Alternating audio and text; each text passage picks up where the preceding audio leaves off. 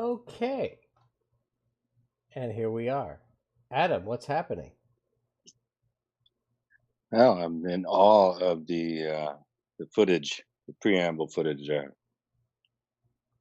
I've gotten so good at throwing these things together that took me less than an hour. Um, and so I'm thinking this is really, your idea to do this show, and I'm glad you're doing it. I'm the television monitor tonight. I'm going to actually go away now and let you. If if we start talking in the future, I'll reappear. Otherwise, there were some things you wanted to talk about, and I think that's what you should do. So take it away, Mr. Gingrich. Well, I don't say that there's anything that I necessarily want to talk about as much as they felt we needed to talk about, and obviously give the fam a little bit of time to absorb the realities of the day, and then of course centric to the question will be the point of this exercise is really centric to the question. So um, we want to first pause and give perspective on everything today. I mean, there seemed to be a lot of confusion on Twitter, and there was this eminent notion or preeminent notion, prominent notion, prevalent notion, whatever you want to say, that the judge Emmett Sullivan was some type of clamp down artist on big government prosecutorial misconduct, and somehow everything about this process delaying the sentencing for Flynn as long as he had has seemed to be and somehow in favor of the defendant, where obviously there is some history there as far as how the judge has overseen some prosecutorial misconduct issues, and of course everybody knows about the Senator Stevens uh, vacating that particular conviction. But I never at one point did it cross my mind that this was a good or bad thing, that we were waiting and getting bumped and bumped and bumped, and then all of a sudden, at the very last minute, we see these, what do you want to call it, the intrigue of the Flynn defense team introducing some aspects of potential entrapment or you want to call it misconduct by the FBI, and how they engineered the original interview with him, which is in the White House shortly after he was appointed and took the job of national security advisor. And there's a lot of stuff that we have to kind of go back and reconvene and relitigate as far as understanding why everything went the way it did today, which was just a strange brew, is the only way I can say it. It was a really strange brew in there today. There were a few moments back and forth where everybody looked kind of silly, the judge, the prosecutors, the defendant, and it was a, as far as these sentencing hearings go, by and large, the lawyers that I talk to that deal with these federal judges, this is uncommon, but not, abnormal to the point where it surprises people that have been watching these federal judges for all, particular ones that have been on the bench as long as Emmett Sullivan had. You had to go back and wonder what the ultimate Flynn defense team theory was in introducing all of this stuff later in the sentencing aspect, where you could introduce the fact that, I mean, in reality, Comey made things a lot hairier when he came out not too long after the lawyers put this stuff up together for as a part of the brief for sentencing on behalf of General Flynn. Comey came out and said, "I sent Peter Strzok and the other agent over there. I told them not to notify anyone at the White House counsel's office or even necessarily the DOJ." And so again, Comey single-handedly circumvents the process, starts this shady routine where two FBI agents go over there with essentially have a script of surreptitiously recorded calls between Flynn and Kislyak, and they know everything that they want to hear, and they know how to get him to not line up his facts in a certain way. So it's the ultimate perjury. Perjury traps are rarely this much laced with clear intent. I mean, this one is an obvious one, and frankly, I think it was part of the Sally Q. Yates drive to get Flynn out before he got in, kind of a thing. They wanted to, kill this whole notion of him as an NSA in the crib. They wanted that, and clearly, she's the one that oversaw the recording of the conversation between Ambassador Kislyak and Flynn being leaked to the media. She's the one who gave it to the White House. No one else from the White House is going to leak it. She did. She's the one who reconvened conversations with Don McGahn about firing him after the Mike Pence interview. Sally Q. Yates was working on behalf of the Obama administration to take their revenge on Michael Flynn. I mean, so you have to go all the way back and understand all this stuff. So, what was Flynn hoping to gain? It seemed to be that his lawyers were seeking mitigating circumstances about the 1001 violation of lying to the FBI. But that is a really tenuous legal position to take at sentencing because one, we've been dealing with this for a very long time now, and two, um, at this late stage, the notion that the judge was going to simply vacate or box out a plea agreement because he felt the government acted inappropriately with taking no other judicial remedy to the forefront would be nearly impossible. I don't think his lawyers actually thought that was going to happen. I think it was just like, is that an insurance policy to make sure he doesn't do 1 day in jail? I don't know. I mean, I'm as confused as the rest of you of what the ultimate legal goal was introducing this essential besmirchment of the FBI, which these are all except for the Pienka agent that was with Strzok, they're all out. They're all fired. McCabe, Comey,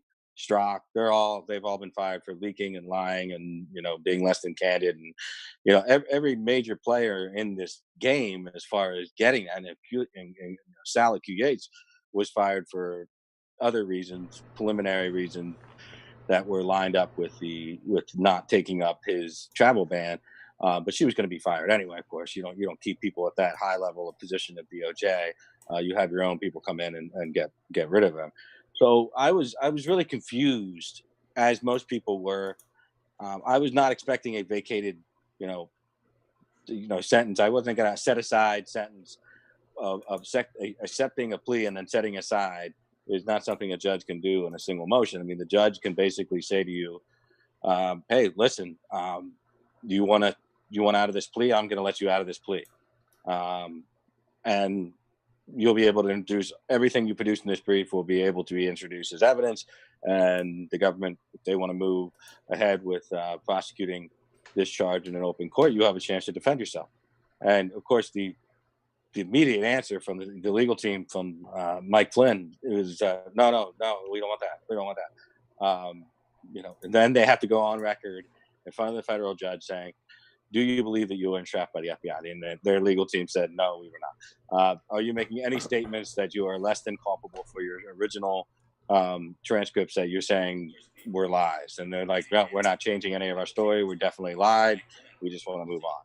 And that's when things just kind of exploded from there, where Judge Sullivan is just basically like, "So, okay, you don't want this chance to get out of this plea, but you're telling me that the FBI here was up to some shenanigans, but yet you don't think that they entrapped you."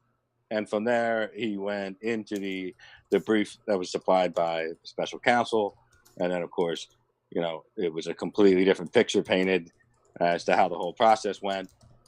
And once the defendant affirmed that there was no misdeeds on behalf of the FBI, the judge sets that aside and now begins to look at the non-mitigating circumstances, or what they call the aggravating circumstances in the case as far as sentencing is concerned. Once he switched to the aggravating circumstances, Judge Sullivan was like, "Listen, this isn't about George Papadopoulos, some two-bit hustler, law, caught in some kind of weird trap between Stephen Halper and Ambassador Downer, and stuck getting drunk and talking about Hillary emails and messing up the dates about when he started with the Trump campaign. that you're not George Papadopoulos, okay? And basically listing out the other attorney, I can't remember his name, sounds like some kind of Norwegian name, and he ended up doing 30 days in jail for lying to the feds. And so he's going down these aggravating circumstances and basically saying, "You're not walking out of here a free man today." And it became very clear that at that point, the Flynn team, the Flynn legal team, was absorbing the fact that even though they had a prosecutor over here submitting uh, basically to a plea agreement with the recommendation of zero jail time or minimal at best, the judge is basically within his rights. A federal judge, particularly an older federal judge, when you put the spotlight on them, it's just like you don't know what the hell they're going to do. You have no idea what a federal judge is going to do. They have ultimate power, and it's a silly season starts because there's nobody to rebuke them. I saw on Twitter people are like, somebody needs to step in and excuse me, you know, somehow discipline Judge Sullivan for his use of the word treason and selling out your country. I mean, it was an extraordinary statement to make under the circumstances. It was a silly statement. However, you have to understand there's no jury impaneled. It's so essentially it wasn't something that's going to you can't appeal. I mean, you accept a plea, you can't appeal. I mean, that's part of the appeal process is you can't move forward on an appeal once you've accepted the plea. And I think Judge Sullivan was ensuring two things: one, that they were going to put to bed any issue with the government entrapping him, and then two, they was going to make sure that Flynn could not later come back and file a motion that he had insufficient or whatever one you want to call them counsel. And he just closed the door on those two essentially appealable parts of the issue, and then went to work on the aggravating circumstances of the crime. And that is, he decided to open up the book, the file, and look and just go into the which we all know, which is that FARA Act violations that are potentially there for his work that he was doing in Turkey. Although Sullivan is not a young man, completely screwed up his facts and started to intertwine or juxtapose timelines and facts, and then basically addressed Flynn as if he were working as a foreign agent for Turkey while he was in the White House, which is months apart, and certainly not an appropriate statement. And then to introduce the fact that could were the prosecutors looking into treason. Now that's when you think, even though there's no jury impaneled, at that point there's always the public opinion, uh, out there, and anybody is a potential juror in the future for Michael Flynn if things are not quelled and gone away at this point. So Judge Sullivan effectively just squashed any effort that Flynn would come back into the courtroom after the break and say, "Yeah, I changed my mind. I want to fight this in court." There's no way he could. He's essentially been accused of treason improperly by a federal judge in a public setting. So he'd never get a fair trial. So again, Flynn is again stuck in an abused, aggrieved situation where there are obnoxious maneuvers made against him that are seemingly extra constitutional. They are certainly not unconstitutional unless you can prove it with intent. He was stuck between the worst two places you can possibly be, legally speaking. And then his lawyers managed to find a third worst spot for him to go. And I thought that it was very inefficient in how they proceeded into this latter stage of the sentencing. And they managed to piss off Mueller in the press over the last 2 weeks. And then all of a sudden, Mueller's like, you know what? I was going to wait till this was over before I did his two colleagues from his former Flynn intelligence group for not get those two indictments out to the public. I was going to wait, but now I'm going to do it now. So, of course, what he does is several days before the sentencing hearing, Mueller releases that two of the other guys inside the Flynn intelligence group were indicted for failing to register as a foreign agent, and one has already pled not guilty. So that means we're going into a court setting, which I believe is set for February, early February. That means the 90 days that this is continued for a conference again in 90 days, potentially a sentencing, is that Flynn has to go and literally get on the stand and rat out his former partner for this. And essentially, he will probably have to take blame, which he probably already has. As part of his cooperation agreement, is that he takes blame for not registering as a foreign affairs or a foreign agent, and that's a real issue. So, but the judge was so emphatic about the position, the tenuous position of Flynn as a general of 33 years. He was so offended that Flynn was attempting to act in his mind like he was uh, George Papadopoulos or a nobody that was confused or didn't know what the process was, and as being attacked by the big bad government when this is a former director of intelligence. So this is not something that was lost on Emmett Sullivan. So I don't think Emmett Sullivan was an appropriate judge today. I think he was inappropriate. I think he was confused. I think he was again, he's given a lot of excuse me, I'm still suffering from a cold. He definitely was off his game today as far as having all the facts, and the facts were in front of him. He had the briefs. He should have read the briefs.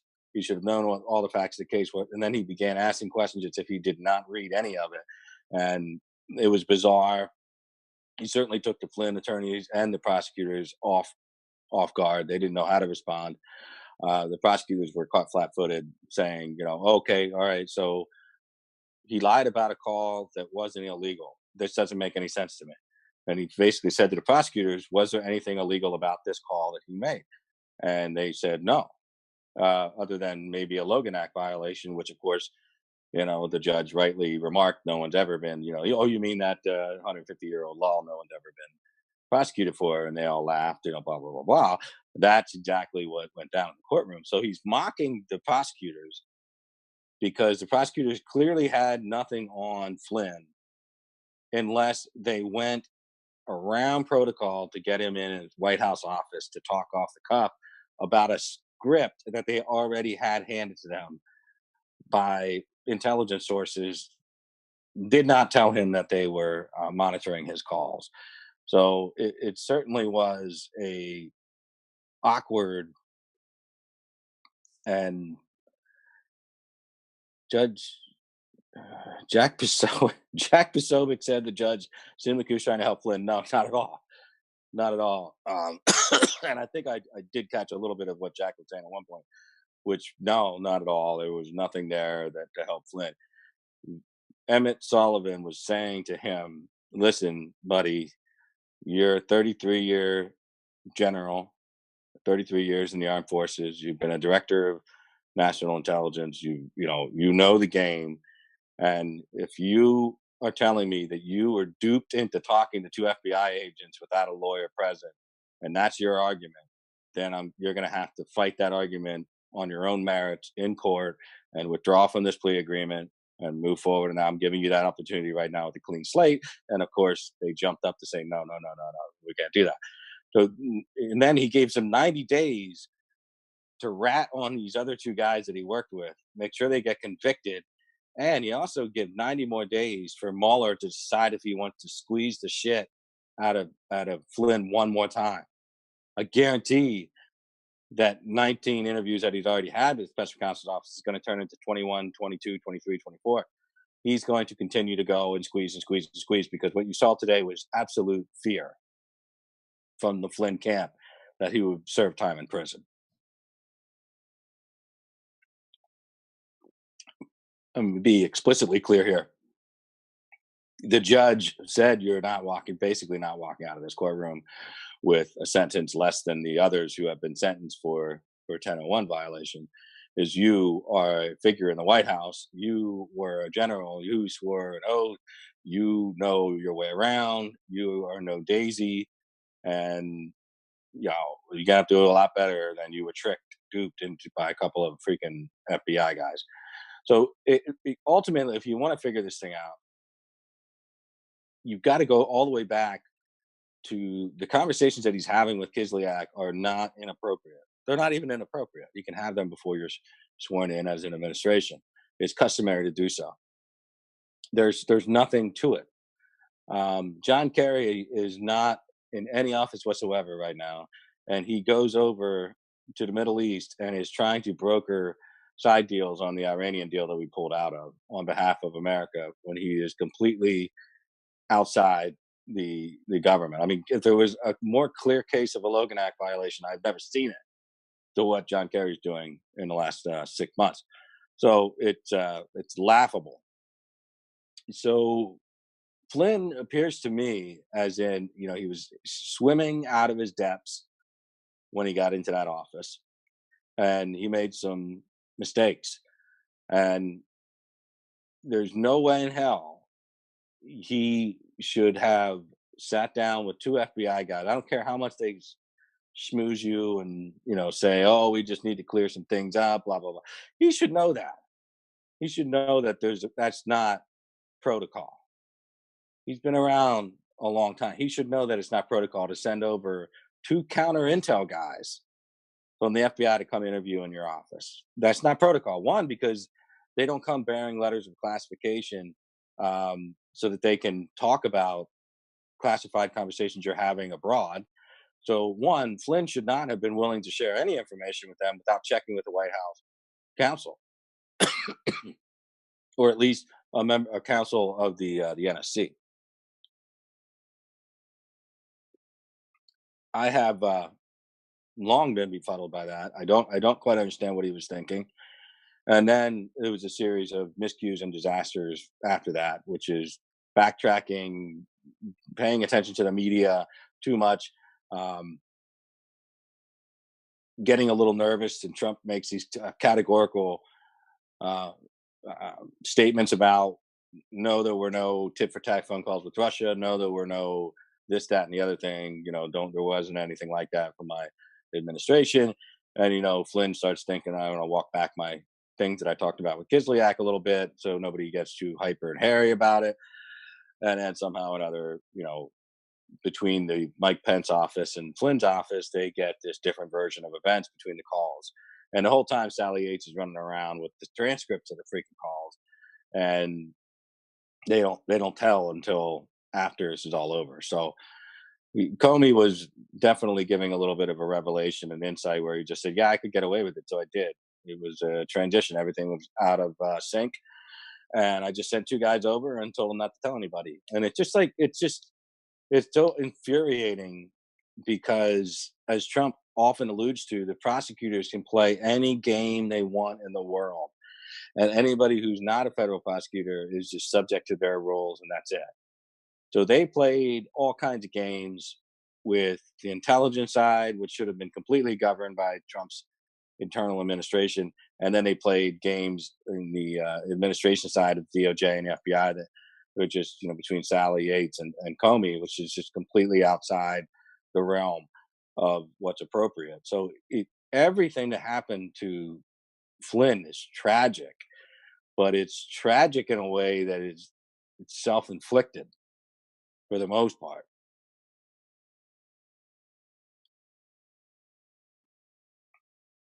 Nothing. Don't listen to any. I mean, I know a lot of people were reading the Twitter theorist, and there was a lot of notion floated that uh, this was a good thing, that he had to accept this guilty plea in order. This is crazy, but this is what I'm reading here.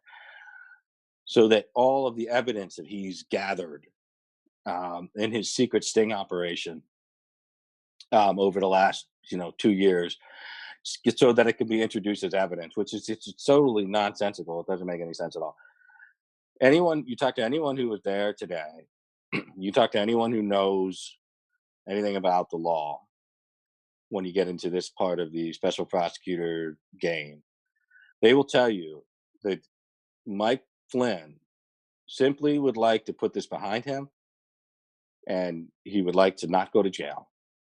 There is no greater scheme going on here. The fall from grace is so complete with Mike Flynn. There is no coming back from this. He's not a part of any secret sting operation. He's a man desperately trying to protect his family and stay out of prison. And that's it. And that's it. And you need to look at that on the level, eye to eye with the truth. Put your big boy, your big girl pants on, and face the fact that it was an entirely unfortunate incident that is coming to fruition for Michael Flynn. It has caused collateral damage, albeit not in any way serious damage to the president. You just got to go back, read a little bit of your history, go back and look at Admiral Poindexter during the Iran-Contra affair issues at the end of the Reagan administration, and see where the special counsel Lawrence Walsh was taking that. That's the Oliver North testimony, which ended up implicating the national security advisor. You're getting into, the Admiral Poindexter here. And they're eventually all either appealed, overturned convictions, or the rest of them are all pardoned by George W. Bush, H.W. Bush, after he loses the election. Why not after he loses it? But I don't remember that being a campaign issue in 1992. And the fact that this Iran-Contra affair was compared to anything they have in the Trump realm, it is nothing. It is absolutely nothing compared to what was going on with Iran-Contra. We were literally caught flat-footed, red-handed, in the cookie jar, giving money to the Iranians, getting hostages released, using that money off budget, off books to fund the Sandinistas, fund the Contras down there against the Sandinistas, all that shit that was going on down in Central and South America at that point. They got them all in, like, I forget what it's called, but there was a really early form of email, and they thought they deleted it, and they didn't. There were backup tapes, and they basically Oliver North and Poindexter, and ended up implicating Casper Weinberger, really getting close to President Reagan. This is serious business, and the press, of course, we're not having kittens every 5 minutes like they are right now over the over the Flynn matter. So I'm going to wrap this thing up so I can go to the wall and more interesting stuff. But 90 days, I believe, it's going to be filled with not only testifying against these two guys if they both want to plead not guilty. He's going to testify against his two old partners. He's going to further damage his reputation when they get convicted for the same things that he was actively participating in. I believe also, much like they're doing with Michael Cohen, Michael Cohen was sentenced to 3 years. However, the judge said that sentence can be revisited anytime within the next year. That's because he's giving an open door for more cooperation with the Southern District of New York and with Mueller's office. So Michael Cohen ain't over yet. We don't know what he's saying and what he's giving or all that other shit. We don't know what has come out of the Flynn meetings, the 19 meetings that he had with the special counsel. We don't know. So this, excuse me. Again, I am sick, so you have to bear with me. We don't know what Flynn has said. So this notion of pardoning Flynn is just insanity, because that wouldn't change a damn thing that he said to the special counsel's office, or verified or corroborated or anything else. So, yeah, listen, we can pardon Flynn like, he pardoned Scooter Libby. Scooter Libby still got all the jail time, but then was, pardoned after the fact. But, it's pretty pathetic that, people want to put Flynn in front of the president here. And listen, he's a grown man. He's a Marine. I don't. Is he a Marine or was he Army? I don't even freaking remember. But the point is, he's a general. If you have to do 12 days in jail, it's not the end of the freaking world. And I'm really confused why people think that we're going to end this charade by just pardoning Flynn at this point. No, that'd be a very stupid thing for the president to do. And like I said, there's other people out there that would be looking around like, well, wait a minute. where's my pardon? I guess I'm not getting one, so I better cooperate. So, I get the show support for Flynn. I think he got robbed. I think it was a tragic thing. I think it was like, the guy shot himself in the foot, and instead of being helped by the administration, he was jettisoned out into the wilderness, and he didn't make it. He just made too many mistakes. What you saw consistently during the Iran-Contra investigations that you did not see during Watergate was you saw people constantly putting themselves between the mission and the president to slow down the investigatory chain of command. And what you saw at Watergate eventually was people getting out of the way so that there were less, people in between the incidents, the obstruction, and the president. And that's where you started to get into the problems. So if you have somebody who's not willing to stand up, and as they say in the Navy and the pilots, shut up and die like an aviator.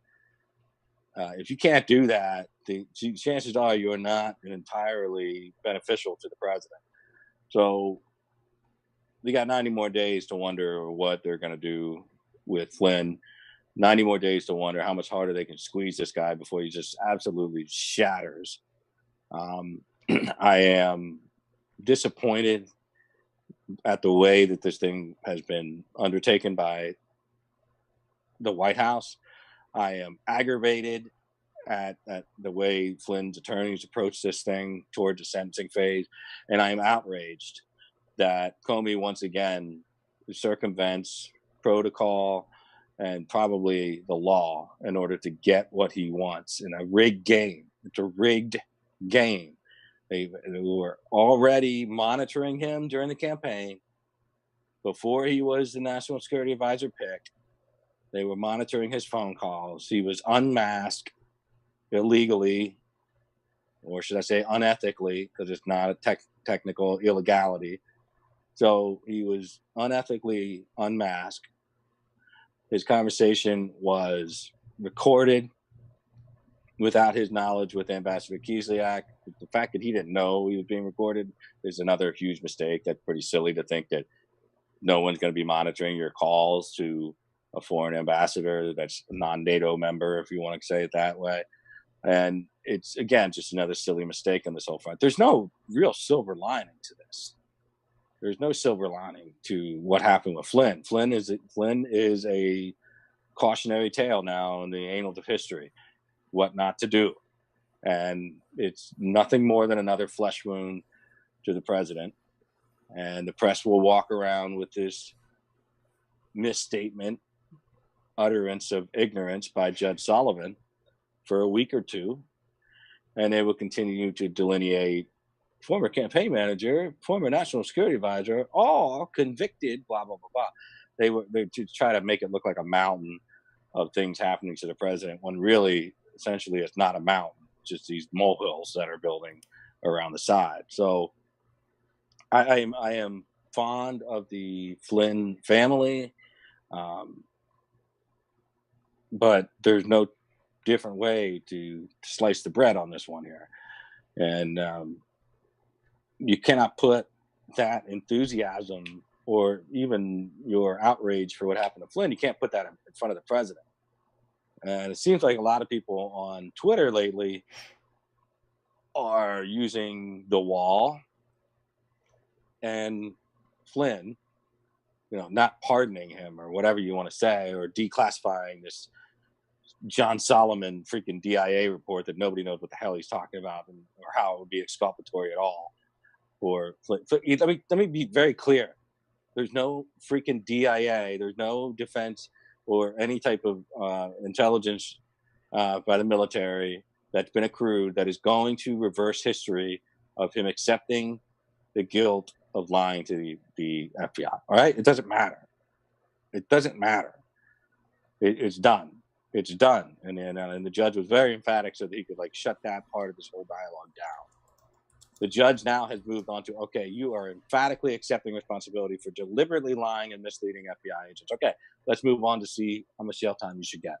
That's where we're at right now. That's the conversation we're having. Forget everything else.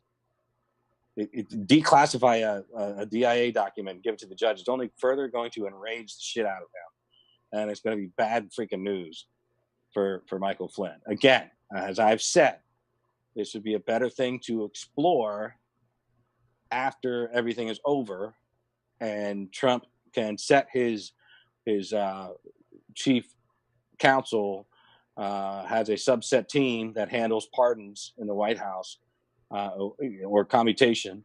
He can give that case over. They can assign it to an attorney, and they could ask the president to declassify these materials to make a decision about a potential pardon for Michael Flynn. At that point, we can release all that information. But not at this point. We don't know what he told the special counsel. Hell, he might have corroborated something that, Rick Gates said, or God forbid, somebody else we don't even know from the campaign that's talking.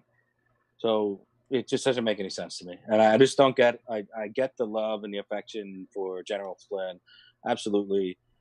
Who doesn't love that guy? But it's starting to remind me a little bit of the Jeff Sessions obsession, where you're locked into 2016, you're locked into the rallies, you're locked into, if it wasn't for Michael Flynn, we would have had no military, senior military leaders out there. We wouldn't have looked like a serious candidate to lead the military as commander-in-chief.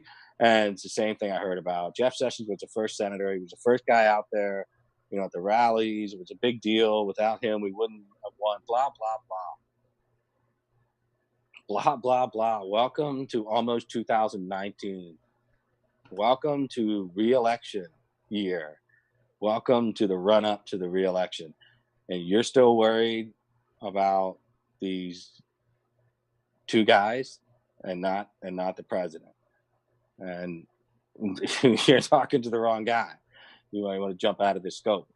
I only care about maintaining the presidency that has Donald Trump in it. That's my main goal. And to think otherwise, I think you're undermining the whole effort. Maybe that's how you really feel, but it's okay to be angry, but it's not okay to act like a 12-year-old.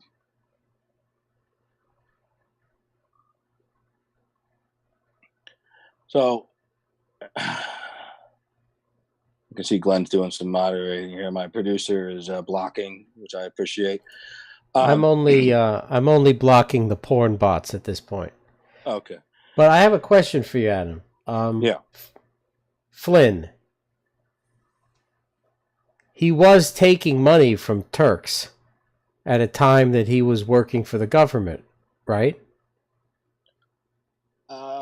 I have not seen definitive evidence of that. I just know that he was not taking money while he was in service of the Trump White House.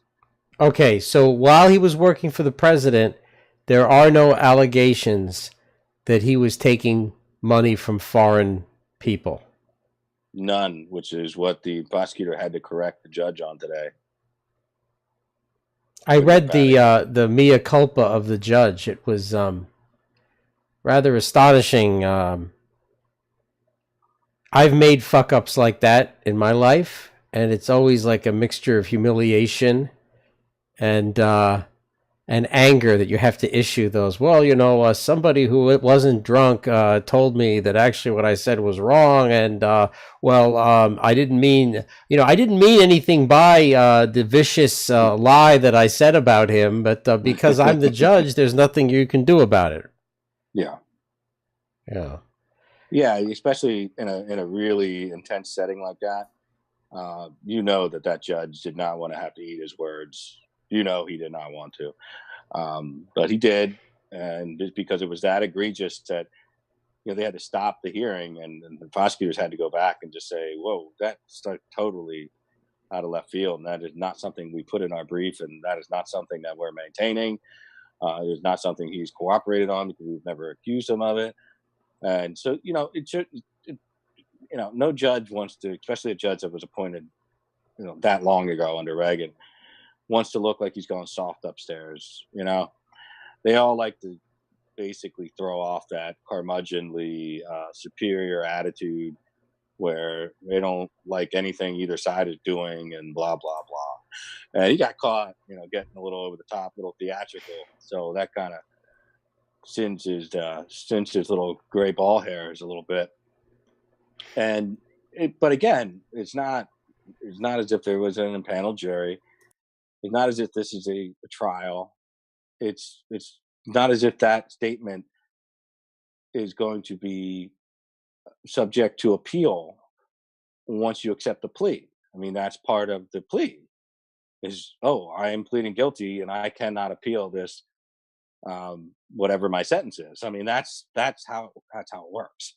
It's not like you can go to the Fourth Circuit and say, "Hey, my judge called me Benedict Arnold before he sentenced me to 30 days in jail," and I think that should be overturned.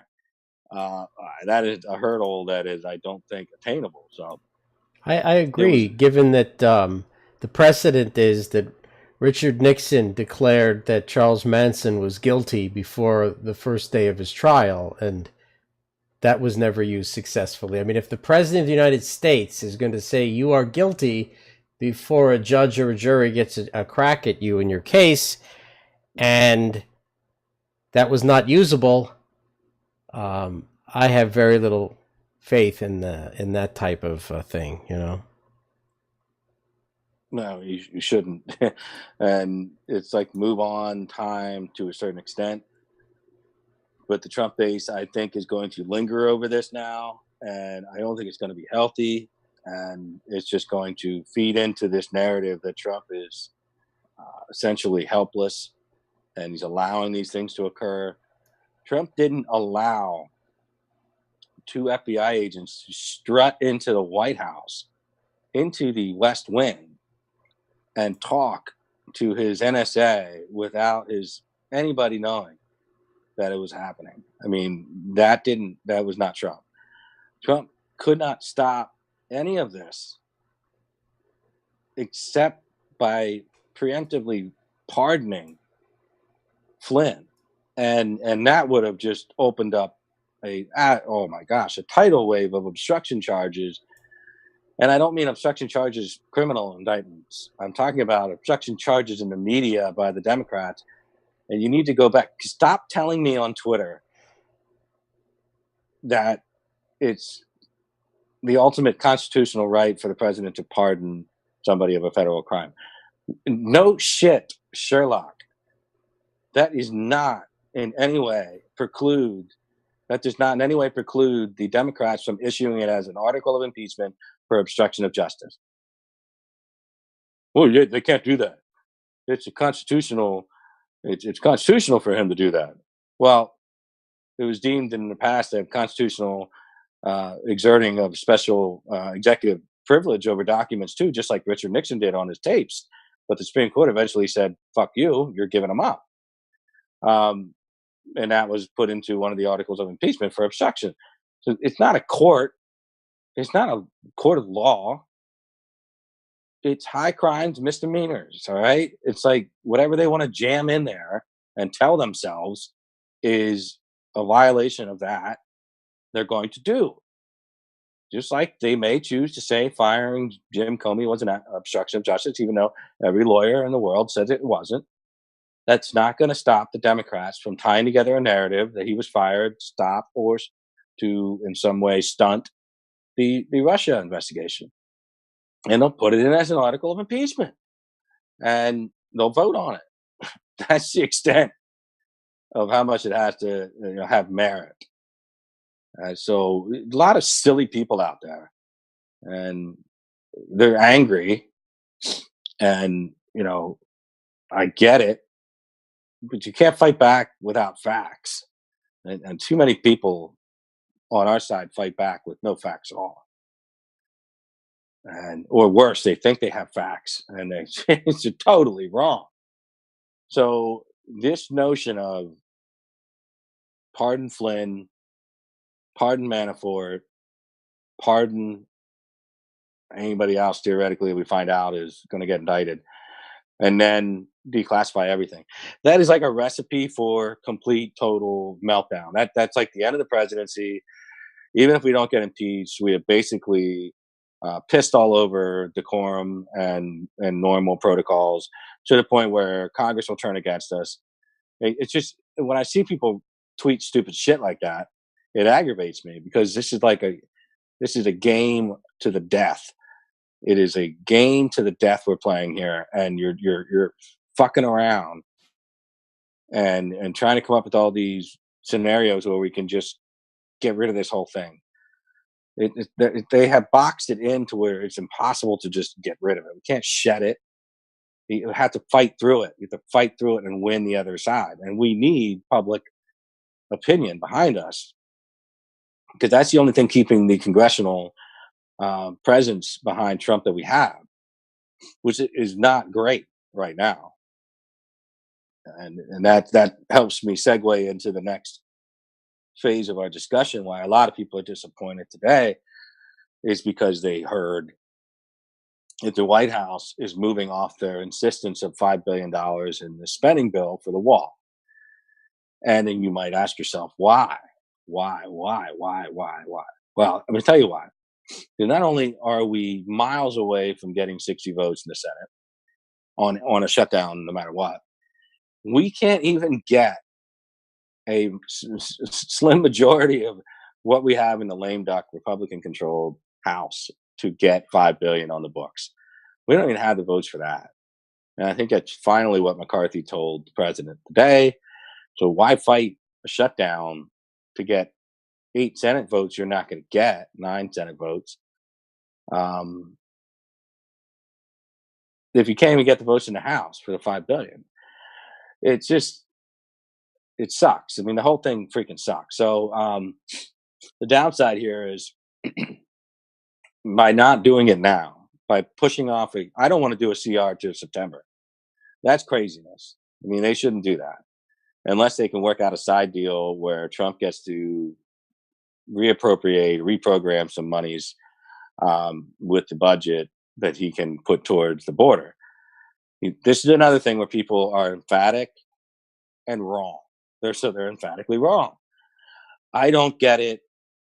Why can't Trump just do what he says he's going to do and build a wall with the military money?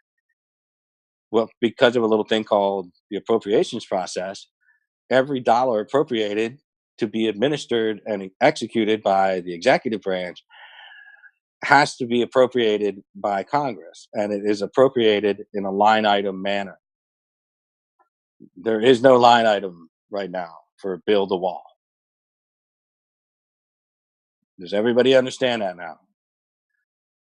Trump put out a general services contract for bid for wall structures that he could potentially choose from should that receive any funding. We have not.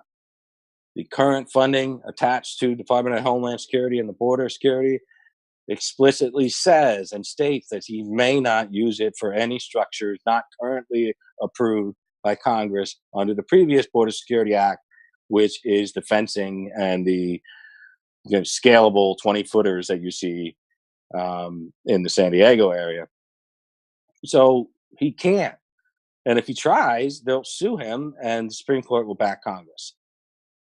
You can't just take money and spend it on whatever you want in government. You just can't do it.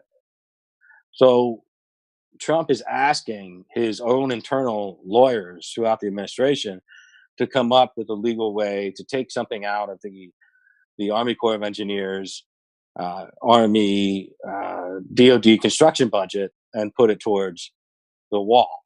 And I'm thinking, the Democrats have already said, we'll flip out if you do that. We'll sue. And so basically they turned down a deal today, early today, or late last night. The Democrats turned down the deal, which was previously on the table for 1.6 or 1.8 billion for border security of the previous allocated approved method of fixing the fencing like we're doing now and all that other shit. And they think Trump is so vulnerable now that they just said, no, we're not doing any of that. We're not doing any of that. So we're like, let's be clear. We're not closer to 5 billion. We're further away. And I don't even know how the hell we get 1.6 at this point. And the Democrats are seizing the leverage right now, and it's because the president is going all in on a wall, but he doesn't have anyone in his party willing to tackle that issue with him for the most part. And that's the reality. There is no money that could be expended on that wall that is not going to be approved and allocated and appropriated by Congress. So all of these people, and Ann Coulter is smart enough. She knows what she's doing. Ann Coulter knows what she's doing when she riles people up like this and says that it's Trump being ineffective. Trump's not keeping his promises. Tucker Carlson knows what he's doing. They're smart people. They understand the appropriations process. He can't. What part of it don't you get? He can shut the government down. Sure. What's he shutting it down for? What's he shutting it down for? You think the Democrats going to be under so much pressure because national parks aren't open over what? Christmas? Give me a break. Give me a break. It'll only cause political damage, and we can't sustain it right now. He's worried enough about the markets because for some reason he just thought the markets were just going to shrug off both an untimely, irresponsible rate increase that the Feds are bringing, and increased tensions with China and a government shutdown over the holidays. That's not the way things work. Everything's tumbling, and it's starting to impact Europe, and it's starting to impact Asia. And when you start to impact their markets, it comes back on our investment markets, and it tanks our supply and demand issue, and causes a lot of other corollary problems with commodities such as gas and oil prices. And when the oil prices drop, it's a sign of a shaky world economy, not just anything going on here. But what you've successfully done is put the real pinch on our natural gas folks here, and shale will have a hard time drilling a hole in the ground when you got $47 a barrel, and we might have a polar vortex coming through, and it's going to be cold as shit in the Northeast, and that might drive up some costs for a little bit, but in the long run, it's precipitous where we're at with that commodity. And we have to pay attention to everything that's going on right now because things could really spin out of control quickly. Because we are not cutting spending. None of this is cutting spending. So we've continued this rate of spending. We're over the $1 trillion mark on the debt, and the debt is starting to get more expensive because the Fed is insisting on raising the interest rates.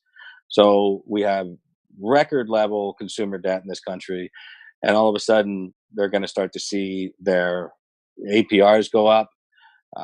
New home buyers are going to decide I'm going to rent an apartment instead because I don't really want to pay 6 or 7%, 7.5% interest on my house.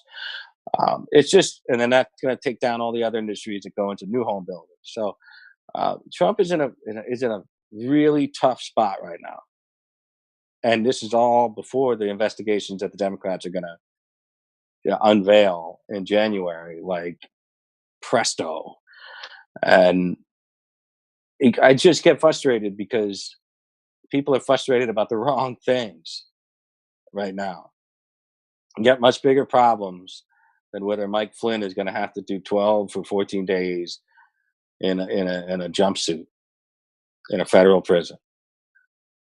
It's just my bigger concern is not how many days he does in jail. I certainly don't want him to do more than a week or two in jail at most. I don't want him to do any jail time, preferably. But it's what happened in these other 19 conversations with the special counsel? What have you quote unquote cooperated with? These are the issues that I think are larger in my mind. And as far as the wall funding is concerned, people like to say he's not going to get reelected if he doesn't have the wall construct or partially constructed or underway.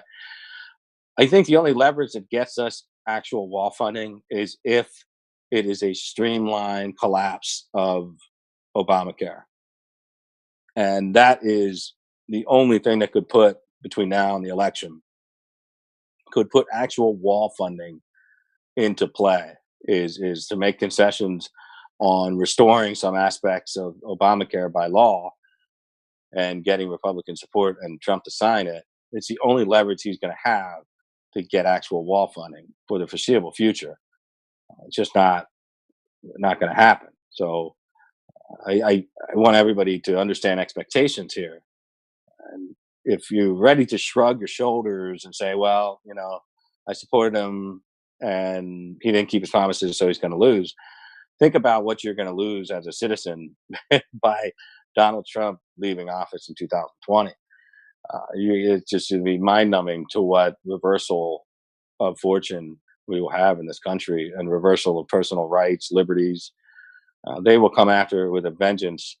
They will come after all of us with a vengeance, and they will leave no stone unturned to make sure that we can never hold that office again. And so, if you're if you're that type of person that just throws up their hands and says, "Screw it, I don't have a wall," and General Flynn had to do 7 days in jail, I'm not going to vote for Trump. The danger there is that you're too dumb to have been playing this game in the first place, and gotta hope it's just people venting their frustrations, I guess.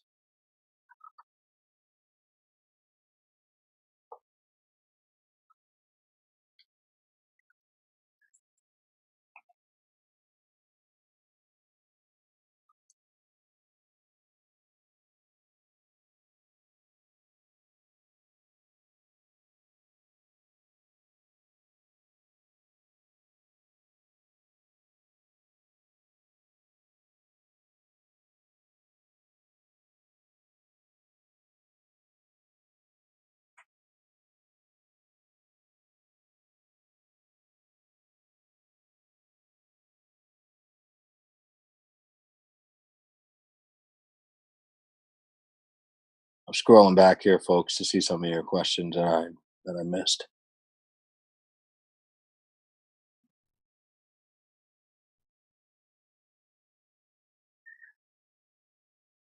What about the 302s? The 302s are in the judge's hand. The judge already has the 302s. If you're referring to Flynn, and there wasn't anything in there that was mildly um, exculpatory for General Flynn.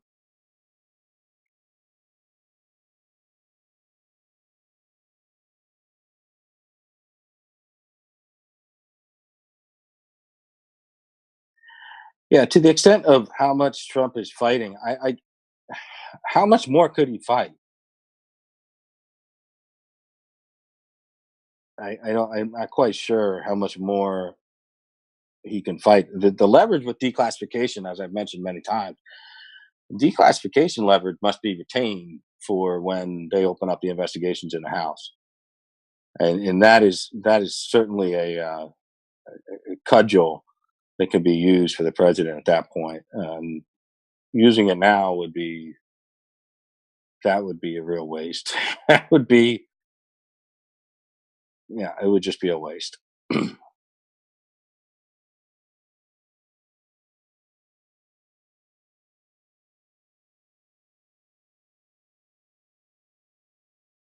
Ballot harvesting. Yeah, we talked about that the other night. I mean, ballot harvesting is only legal in California. It is not utilized anywhere in any other state that I'm thinking was a big issue with the congressional stuff. But that's not what cost us in Arizona. That was another issue in Maricopa County. Uh, but you gotta understand that we definitely don't stand a chance of changing any laws in California anytime soon. The way the state government is set up. Uh, Problem with people like Coulter and others screaming this every day doesn't help. Yeah, I get it. I mean, that's why I'm on here. I reach an audience, mm, probably 1/10 of the size of Ann Coulter, but I definitely understand people who think that she's a source of knowledge on the president's ability to achieve his agenda when she's deliberately lying to people. The president does not have unilateral authority to redirect funds. He does not have unilateral authority to reprogram funds in 90% of the cases, except for his own administrative budget of the Office of the Presidency. And in some agencies, he can reprogram some monies to operations or cut costs and use it for some capital projects that they have, redo buildings and things like that. And certainly can move some money around the Department of Interior. We're talking about large sums of money and putting it to use at a border wall. And not he can't do it unless it's appropriated. All right, it's just not. It's not how it works. Otherwise, he would have done it by now.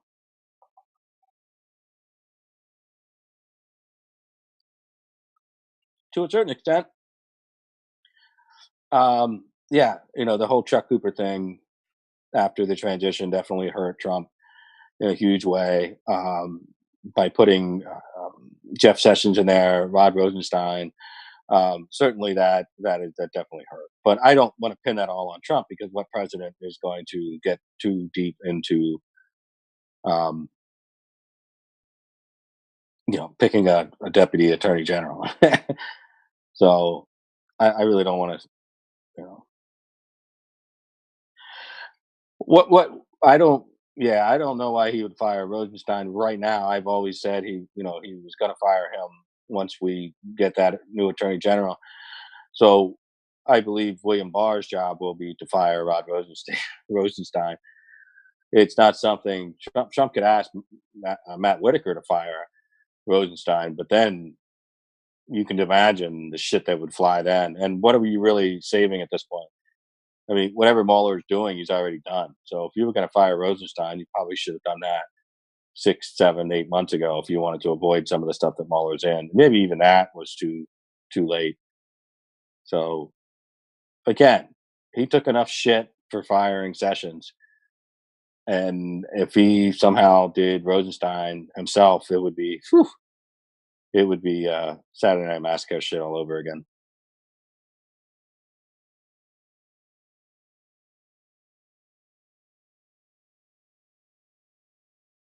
Yeah, you got idiots.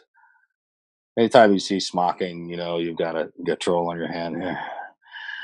Well, I mean, if you're asking if William Barr is any good as an attorney general, then the answer is yes.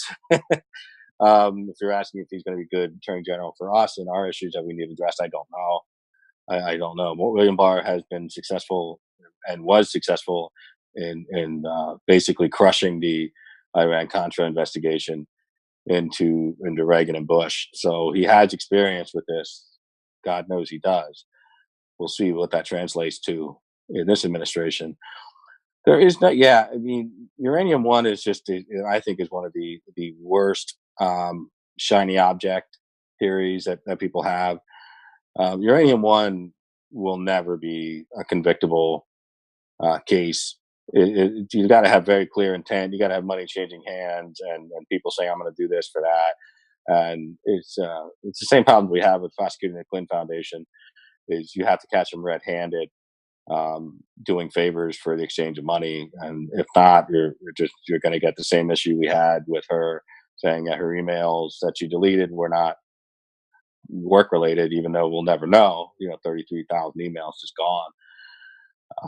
She's very, very, very, very, very hard case to prove unless you have witnesses and intent and corroboration and things like that. So,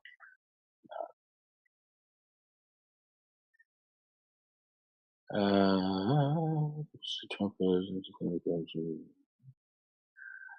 certainly Obama had the press, and we do not have the press. So it's just like completely 90% bad with us and 90% good under Obama. That makes a difference on how people perceive what's going on.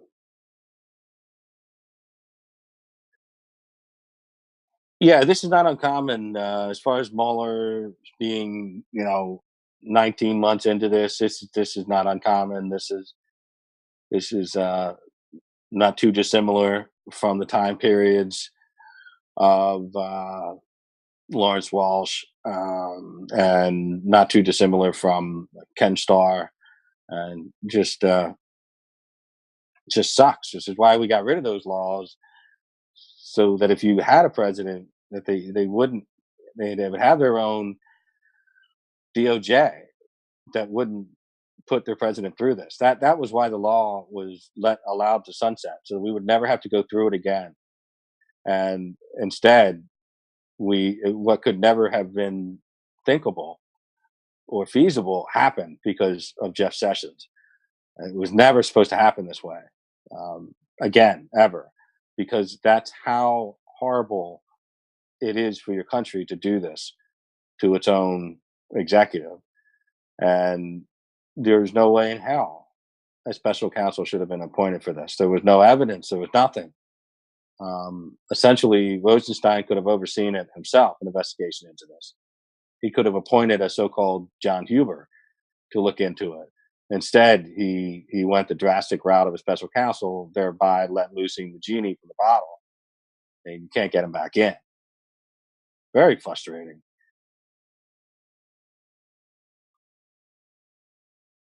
I mean, there's no way to. So, am I saying everything Judicial Watch is doing is a waste of time and money? No, I mean, the only way you're going to get anything is any information is try to get it out of the DOJ.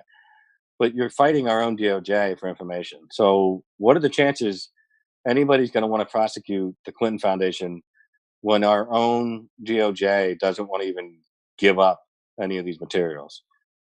I mean, I'm just not understanding the whole thing. I mean, it's good for Judicial Watch; they get a lot of fundraising on it. I don't understand, that people have an expectation that this is going to result in something. You know, it's just, what do you want? I mean, you're fighting the DOJ that is under our administration. So who's gonna turn around and say, "Oh, well, Judicial Watch gave us this information. We're gonna prosecute Hillary Clinton." Well, wait a minute. You got the information from the people that will be prosecuting Hillary if they thought it was a crime already. It doesn't make any sense. Are you following me?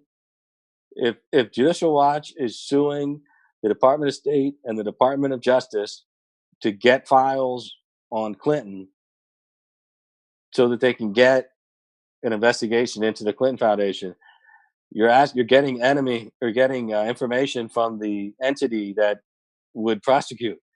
So clearly, if they thought there was something prosecutable, they would do it. I'm really confused what why people get real caught up in that stuff. It's just so he gets out into the public. That's what Tom Fitton is doing for people. He's getting the information so the people know what the DOJ is hiding. So I mean, I definitely think it's worth rooting for that guy and rooting for Judicial Watch. And I just think it's pathetic that we have to do that in a Republican administration. I think it's pathetic.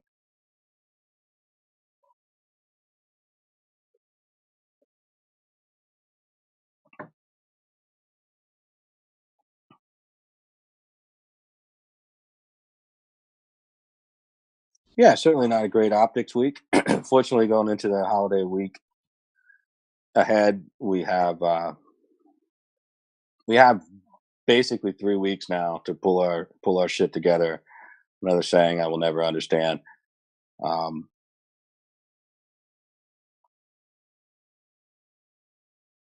yeah, yeah, the old hag is fading, but she's very much alive in the minds of the Trump base. Certainly, Judicial Watch is trying. I'm not putting Judicial Watch down at all. I like what they're attempting to do is get public information. I just think it's sad that our own DOJ is fighting them on it. What is the strategy? I mean, Um, I'm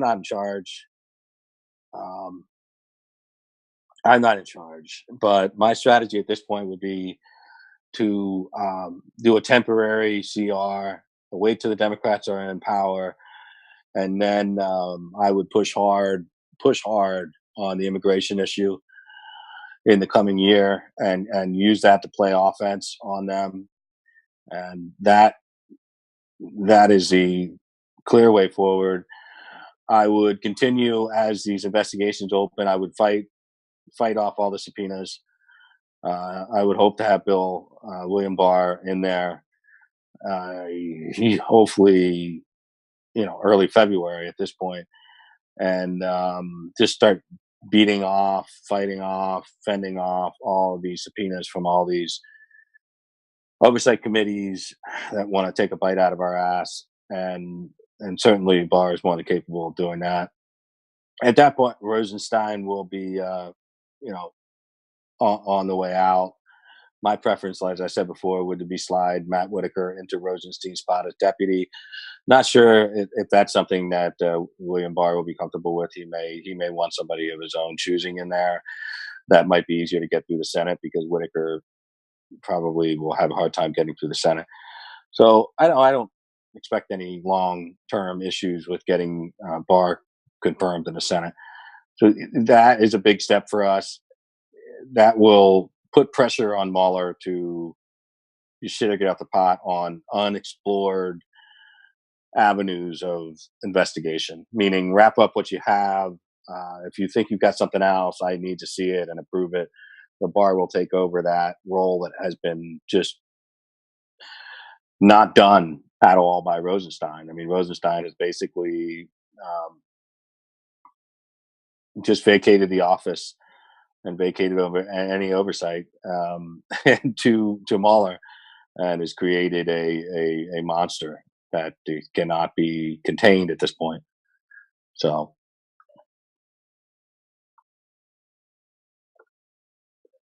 yeah, I saw the Don Jr. tweet. It surprised me a little bit. Um,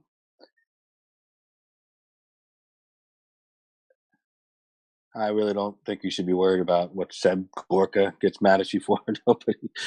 Nobody should really worry about that. I can tell you that the Don Jr. tweet is reference to the money going to Mexico and Central America, other Central America countries.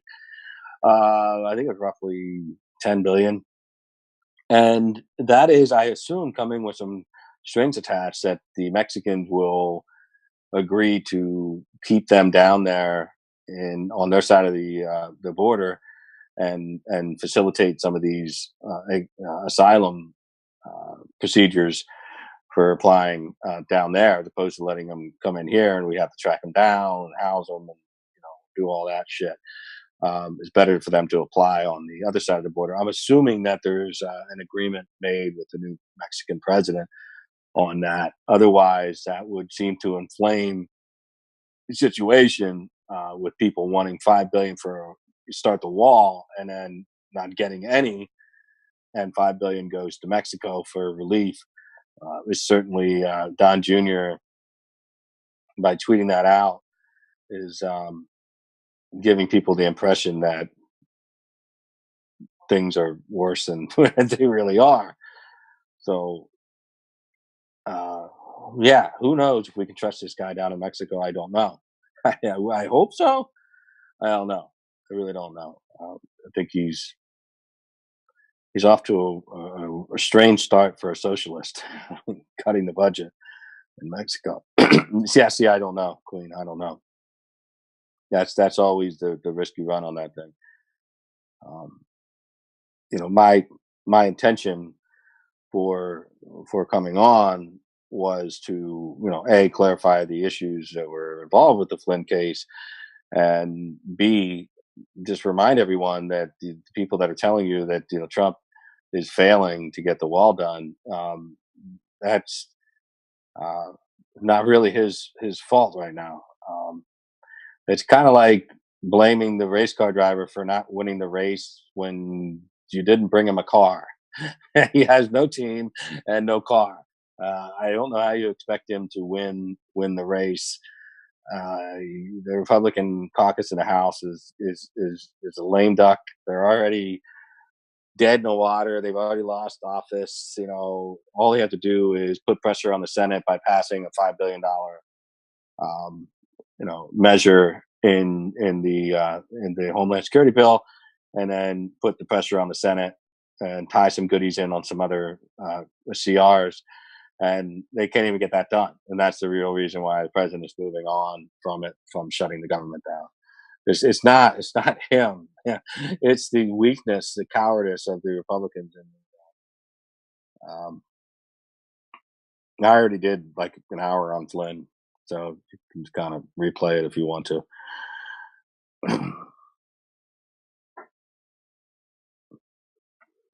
Yeah, well, Jen Lavalate has a question on the YouTube side. She said, "Did you mhm. see the Susan Collins comment that she's going to be able to get 2.5 billion for the wall? Is it real?" No, I did not see that.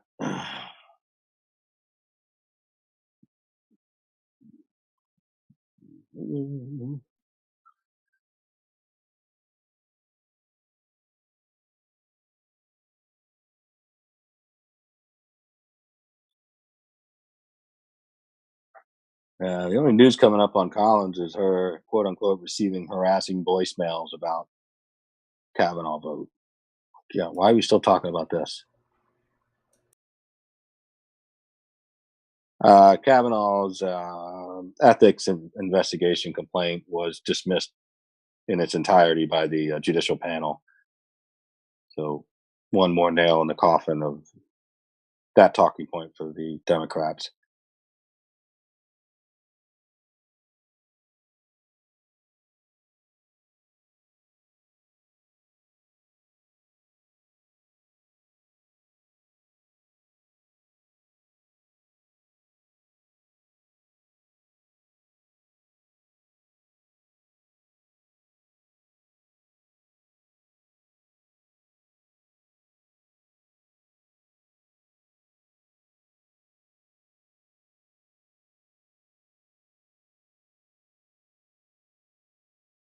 On the bump stock?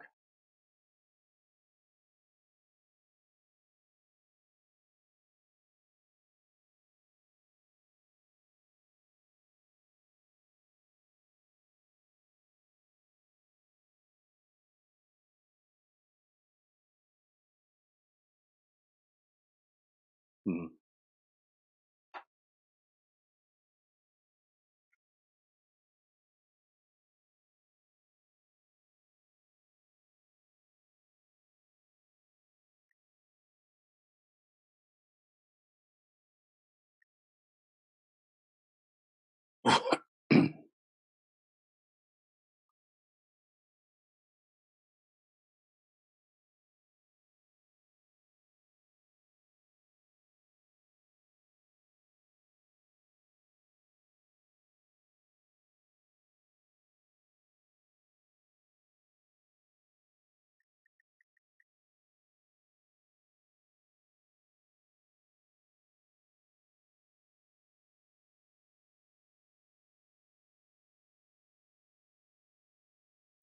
They can't hear me. Now they can hear me. Sorry. You missed a hell of a rant there, people. Well, You here's gotta the start back up. the 2 second recap. The president, I've been getting a lot of calls. People have been asking me. It looks like a coordinated effort by our enemies to sort of kick up the dirt regarding the bump stock ban, and that Trump has betrayed the gun owners. There's like the Soros people are out with pretending to be Trump supporters. I saw a few in our rooms here, asking basically, "Hey, what's up with Trump attacking his base?" One of the comments, so nicely put it. So, the president has been engaging in gun control rhetoric. We didn't get our vote on national reciprocity. And I did have a discussion with Brian Hassine over a year and a half ago. And I told him he didn't agree with me. I wonder what his opinion would be today, however, that gun owners, the perception is that if you engage in the encroachment policy, then you're the enemy. And I'm wondering,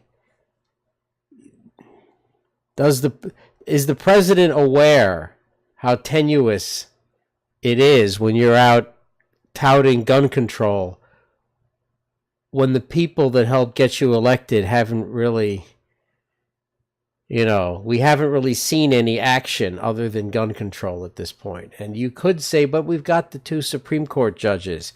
And my hope is that next year we'll see the fruits of that. And then all of this goes away, right? Because all it takes for the gun owners is just a nice win, like rolling back the AR-15 ban in New York at the Supreme Court level. And then Trump is good. The next day, he could talk about how he hates the NRA, but he's good. The gun owners will vote for him. But it's just like this perfect storm of of bullshit that we seem to be living through in the last couple of weeks, and it looks like it's coming up in the next couple of weeks. I just don't agree with the bump stock ban. I'm against it because it's I don't care about bump stocks. I would never care to buy one or own one. But that said, I see it as yet another encroachment on the Second Amendment. And it seems that policy only goes one direction, and that is to take away our Second Amendment rights. When was the last time we ever saw anything restored? And so we've got a lot of questions on the YouTube side about this. I'd like to get your 2 cents on it. Well, first, I want to say that I'm just poking around here on Susan Collins looking for that so-called 2 billion thing. I don't see anything like that. She is in the news, however, as the top member of the Senate Republicans embracing the bump stock decision by the Department of Justice. And I think, in some ways, this is a tip of the cap to Susan Collins and her reelection effort in 2020 by the president.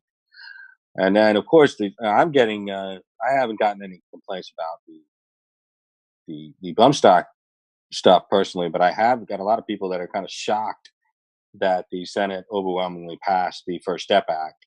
And they're starting to read about some of these criminal reforms that are a little bit shocking to them. And it's going to go against the nature of a lot of, gun owning conservatives. Certainly a lot of the Bible beaten evangelical conservatives, because this goes beyond simple reformation of the prison system. This is going to change drastically how we utilize corrections in this country, and sentencing, and other things of that nature. So yeah, I think these are two perfect examples of Trump reaching for the middle, and this bipartisan moment is not well timed, because we could have had it next session. We didn't need it now, and it's lost in all the noise of Mike Flynn and the Christmas season. And I think that these are two big issues that you're try to hang your hat on, and that's just not a good time to splinter up the base when you need them to rally, to your charge, protect your flank. When the biggest argument Trump has against impeachment even happening is that, we as a people will revolt against it. And well, the people mean us, the 60 plus million that voted for him. So you've got to keep that in mind. And I think this is just a bump in the road, no pun intended, and that we knew that the DOJ was looking at this 6 months ago. I think we knew that bump stocks were going to be a ceremonial toss of the into the fire pit. I don't know, and might know. I don't know. I've never heard of a bump stock registry. I don't think they're serial numbered, or in any way that the government would have any idea that you own a bump stock for confiscation purposes. I just know that if you are, after a certain period, what is that, March or something, um, if you are in possession of one, that you will be, cited for that as an offense. So yeah, again, it probably splits Republicans 60-40, or 50-50. And of course 100% of the Democrats agree that it should be outlawed. So again, I think you got to look at this thing as a Las Vegas hangover, but then again, it was reignited during the Parkland shooting for some reason, even though there was no bump stock utilized. And that's when things just, you got to get something done. You got to get something done.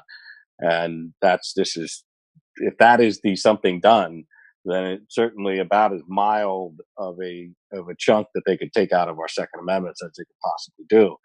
Again, but we live under the mantra that the NRA has long said that you give the inch, they'll take a mile. So the fact that we did this through an executive decision, as you know, Glenn, doesn't leave open the floor to amendments and grow this thing into a monstrosity or a multi-limbed,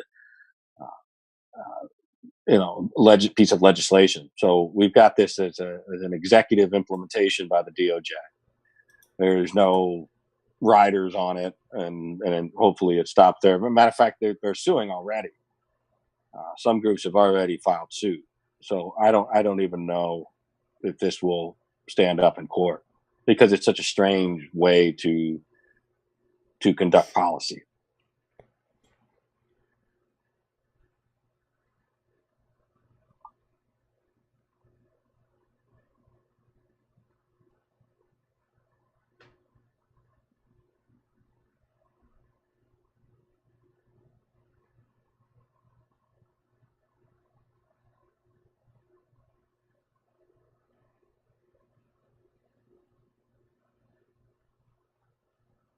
Well, not Kentucky, not not according to the most recent decision that we cite as far as constitutionality of the application of gun laws, and that was a very, very difficult opinion to overcome. Is the opinion issued, the separate opinion issued by Scalia, which says that there are allowances for regulations of guns that can meet the constitutional burden, um, but they cannot be so restrictive in nature as they would be not commensurate with what the First Amendment restrictions are. So he cited, I don't know what pornography, whatever Justice Black or whatever it said about pornography. I don't know what it is, but I'll know it when I see it. Between the First Amendment and the Second Amendment, there's always going to be the constitutional precedent of the allowances of certain amounts of regulation. Now, clearly, not a whole lot of wiggle room with what Scalia said. There is some wiggle room in the Heller decision, however, for some laws that we think should not be maintained.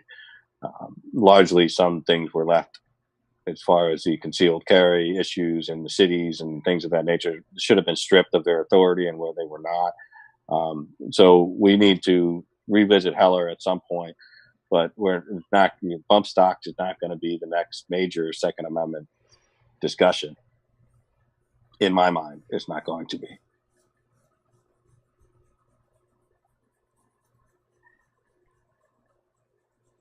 Yeah, well, the Federalist Papers, totally different issue. Yeah, if we went by the Federalist Papers, we would have a completely different understanding and a completely different constitutional republic. So it's about what's in the Constitution, and it's about what up to this current state of history that has been agreed to as precedent by the Supreme Court of the United States. So while I agree with you in theory, theory does not apply into the reality of the current jurisprudence on the issue.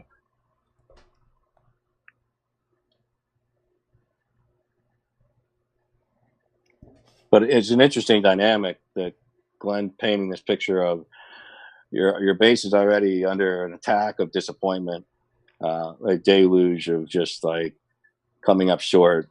Flynn getting exposed, literally, and almost like humiliated, and then you have this wall funding getting stripped out of any negotiation after we promised to basically shut the government down, and so you have this like disappointment, and then on top of that disappointment, a lot of conservatives are having to deal with the ramifications of even talking about outlawing any component about guns, and then of course talking about a potential mass release of criminals back out into the system as part of the First Step Act, which most of the First Step Act is good. It's 15% of it, if it's not amended in the House, is going to rile up a lot of really conservative people around the country. So again, you got if you're a Trump supporter, you're kind of, depending on where your head is, you're getting squeezed from both sides right now.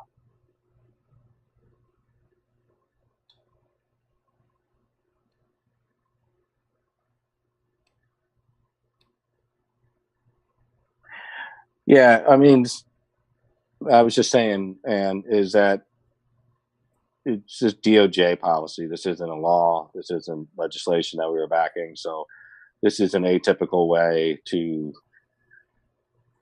kind of ascertain any gun control method in government. So this is certainly not running around with your hair on fire moment. It's just, as Glenn said, it's kind of a head shaker moment when there's not at the in the on the other side of the equation. There's not a bill moving forward on concealed national reciprocity for concealed carry. So we certainly know by losing the House, Glenn and I talked about this more than a year ago. The danger of not pushing it in the first term was that we lose the House and we won't be able to get it through. And that was a real gamble, and we may live to regret it. And certainly, if 2020 doesn't go our way, the chances of us ever seeing concealed carry have probably disappeared from the face of the earth. In my opinion, anyway.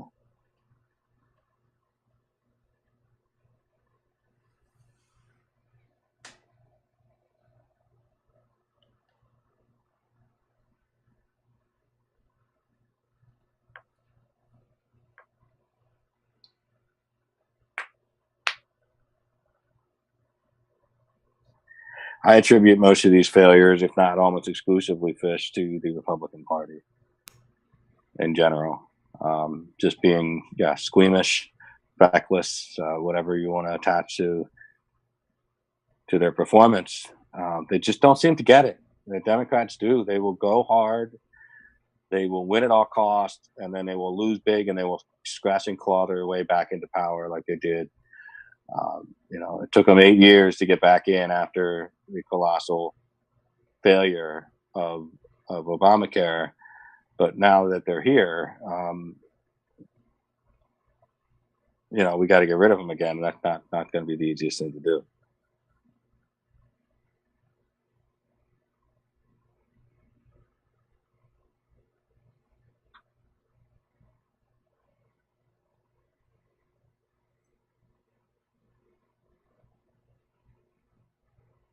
Yeah, I see some stuff about Kushner in here, and certainly Kushner is going to be pounding his chest a little bit in the secret, quiet way that he does about he allows other people to push his narrative out for him. He doesn't like to talk, but he's going to be basically lauded with praise for getting the First Step Act. Once it reaches President's desk, should it do that? And of course, he's packed up, ready to go to Davos and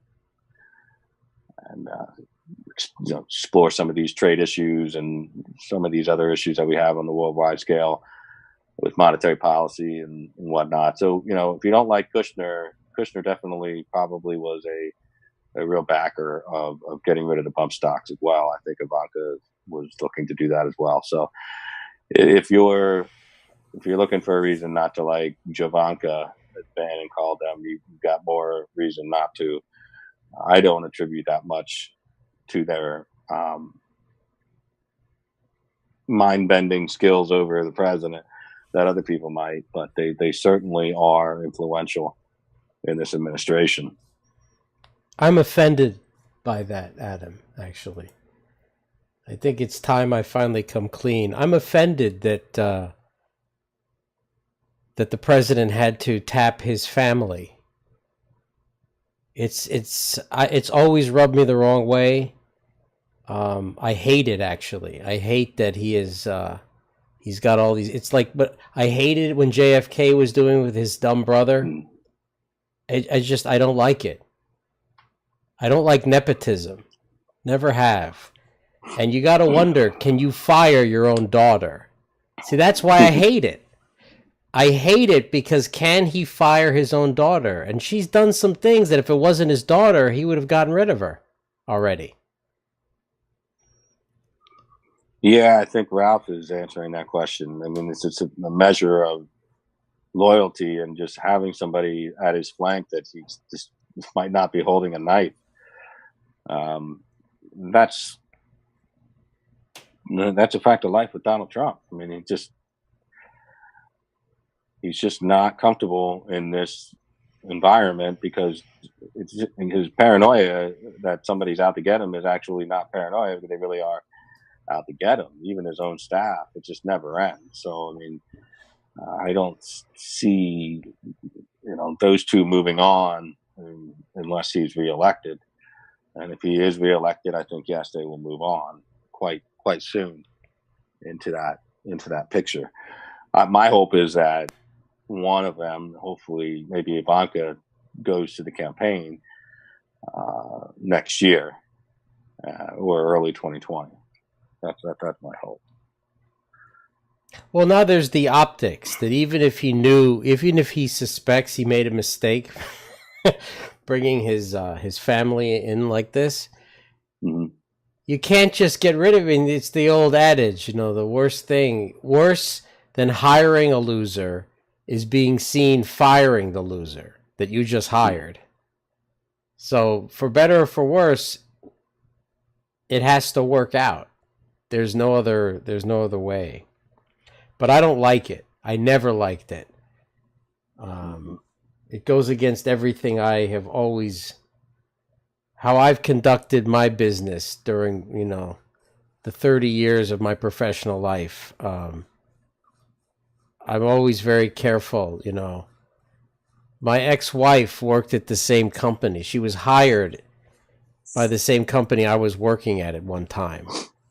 And no one knew it was my wife, my fiance at that time. No one knew until after she went through the normal process and she was hired from a different manager and all of that.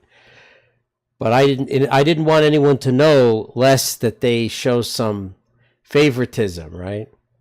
I didn't want to be part of that. And in fact, she was angry with me that I wasn't going to intervene for her because I knew the manager. I could have said something like, oh yeah, that's my fiance. And they would have hired her. Boom, no problem. But I wouldn't do it. And a week, 2 weeks after she got hired, people were shocked that we were together. They had no idea. I don't know. Maybe I'm the fool. I was thinking about that on my last discussion with the colonel. I may be the moron in all of this, taking Turkish money and playing fast and loose. Maybe that's how you enter the big leagues. That's how you become big time. Plus, we don't know. I mean, that's the thing. I mean, mainly what we hear about both Jared and Ivanka is carefully structured from their people, but most of what we hear about them is from their enemies that they've made. So, I don't know what I mean, every time I ask anybody in the White House about, they really have nothing to say about either one of them, other than the fact that no one is going to tell them what to do. It was a problem with Priebus. It was there. It became a real problem when General Kelly was there. Certainly, there was an issue where Bannon would tell Trump to tell them something, and Trump wouldn't do it, and then they would find out about it. Just like this typical palace intrigue, or as you might want to call it, romper room bullshit. Yeah. But other than that, they don't have anything to say opinion wise about them. Like, oh, they're not fit to be here, or oh, they're just in the way. And they don't say anything like that. They just say that they cannot be in any way dissuaded from walking in, talking to Trump whenever they want, and casting out ideas in meetings when they don't, when other people think they should just shut up. And they think that Jared's a cherry picker. I mean, that's the biggest complaint that I've heard from staff in the White House, is that Jared just walks through the list and he cherry picks the issues that he wants to concentrate on, and they're like so diverse that they don't make any real sense.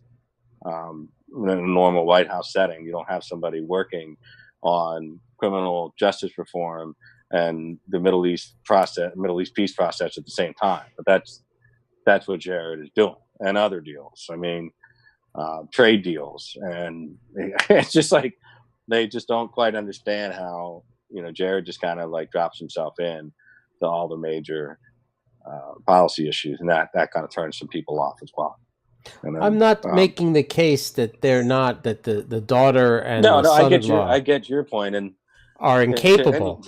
I'm just saying that when you have in a family-run business, the problem is if you're not part of the bloodline, Yeah. then, I've worked in this environment, right, where I'm not related to the owner.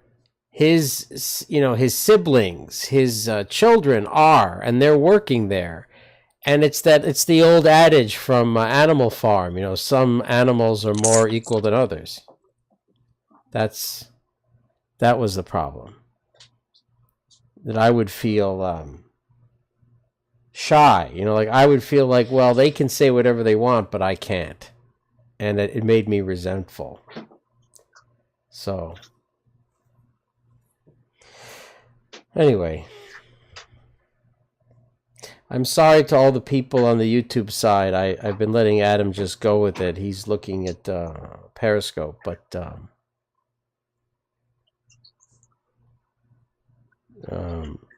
when I see some questions, I'll relay them to him.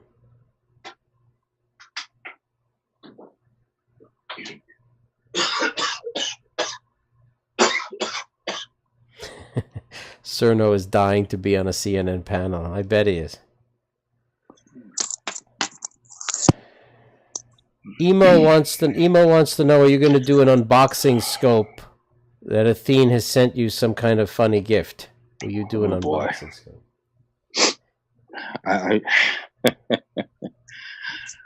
We'll see what the day brings when it gets here. I don't, it was like a spring-loaded box of dildos or something. It's just going to come out and just shoot. I don't really need to have other people witness that. So, would you trust opening a box on camera that email sent you? I wouldn't care. I would just do it.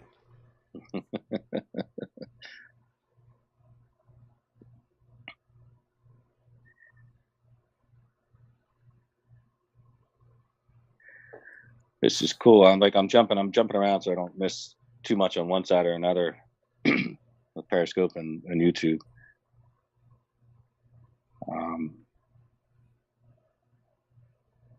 Your devoted legions are really into the YouTube thing now. Yeah, it's a much better platform. Yeah, I think that it's basically to tell Periscope to go to hell. Periscope it's going down so far now. I should probably show myself when I'm talking. That it used to be in the good old days, you could just do a hashtag Trump or hashtag MAGA, and it would just draw the trolls in. But there are no, even the trolls have left Periscope at this point. Certainly the only way to get big numbers is to pay some Russian to inflate them with his bot farm. It's a sad day in Periscope land. But now we're doing these simulcasts so that people can choose which platform they want to participate on. Yeah, I think it's cool.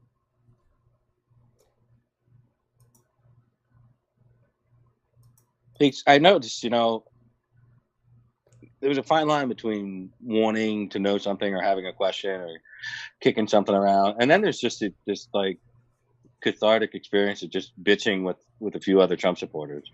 And that's really half the battle here, is getting a forum or some medium where we can just allow people to vent their frustrations without having to do it on Twitter and just be sounding like a whiny little disappointed Trump, supporter, or not even a supporter anymore. I think it's more beneficial to kind of air it out in forums like this. And I've seen so much bullshit over the last 24 hours and just monitoring Twitter and Periscope. And it's incredible. It's just incredible that it will not stop. It will not stop. The lying, the outright scheming to keep people on the edge of their seat for something beneficial to happen have gotten people into this almost restructured way of thinking that they need constant gratification and they need it instantly. And if they can't have it, they get very, very aggravated, and they just go looking for something that's going to make them happy. It's almost childlike, and because I can say that because I'm an expert on this, having two young daughters. It just the temper tantrums are unbelievable. So you have the two sides of the coin. You have the I've noticed that there's a one group of people, and I certainly won't name too many names other than the fact that they all center themselves around Cernovich, and that is they seem to be the ones that go to town first on everything. Like they were right off the train when we fired the old missiles into an empty Syrian airfield. The Tomahawks that were about ready to go out of service didn't blow anything up but like a vehicle or something, and that was it. That was it. They were flipping out about that, and then it was they had the audacity to get rid of Steve Bannon, and they were getting off the Trump train again, and all this other shit.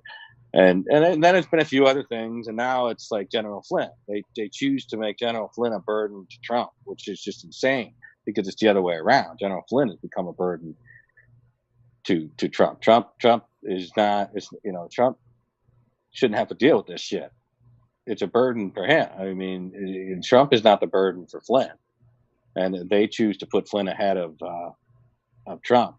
And I see it now, and not just that, but there's cheap shots about the wall, and there's cheap shots about this and that, and him not getting certain things done, and not declassifying, and all that other shit. There's that element out there, and then there's the insane people, and the insane people are like Bill Mitchell, this Brian Cates guy, used to be Stealth Jeff or whatever. I mean, I can't help but people send me this stuff. And I'm reading it, and it's insanity, man. I mean, it's absolute insanity, head shaking, mind numbing stupidity. It makes no sense at all, and yet they're trying to justify thread together all these crazy pseudo realities into something that's going to happen as an eventuality, and it never does. And people just have their brains remapped now, and they constantly need something to look forward to be the next revelation that's going to come out, that we're finally going to like strike a big blow to the deep state, when all I've ever said over the last 2 years is that this will be a devastatingly slow and gradual uh, hit tit for tat type of exchange, where we'll do something, they'll do something. I mean, frankly, there's going to be bad days like today, and then we'll have a good day. But there's rarely ever this explosion of revelatory information that changes everything in a single day. It just doesn't happen that way. And there was really a conflation of Weissman's conduct against Enron and Emmett Sullivan's overturning of the Ted Stevens verdict due to prosecutorial misconduct by the government. There was a conflation of that, which basically led to some kind of like sacrosanct image of Judge Sullivan as Solomon, the Solomon on the throne that was going to make the wisest decision and going to be good for us. I never really bought into that because, frankly, judges are unpredictable as all hell. And somehow or another, I think even Flynn's own legal team ate the cheese today. And they ate their own cheese, and they went in there and just got blasted for the audacity of both simultaneously agreeing that they broke the law and then also saying, well, they were tricked into it, but not willing to pull their down to 20% already, but not willing to pull the plea. So that was like very strange, and that set off a series of events that were less than ideal for everyone. And there is no way to read it as a good thing. So I kind of wonder, you go back and look at these people, the Bill Mitchells of the world, the Brian Cates, the creepy porn paperboy. What are they talking about? I mean, what are they? Nothing that they ever say ever is remotely true. What's it going to take? I guess nothing. It's the same thing with Q. I mean, what's it going to take for people to wake up from that? I don't know. I guess there's nothing. I don't know.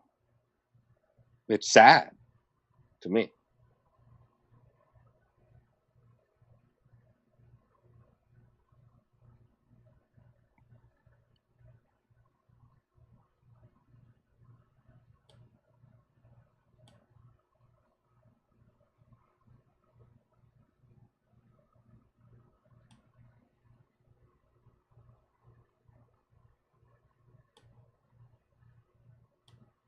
Yeah, there is an addiction.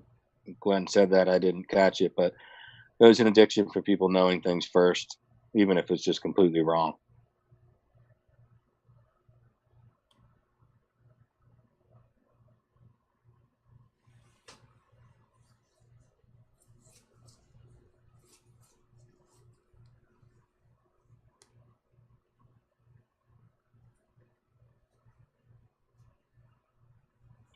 Mitchell's an embarrassment to the human race. I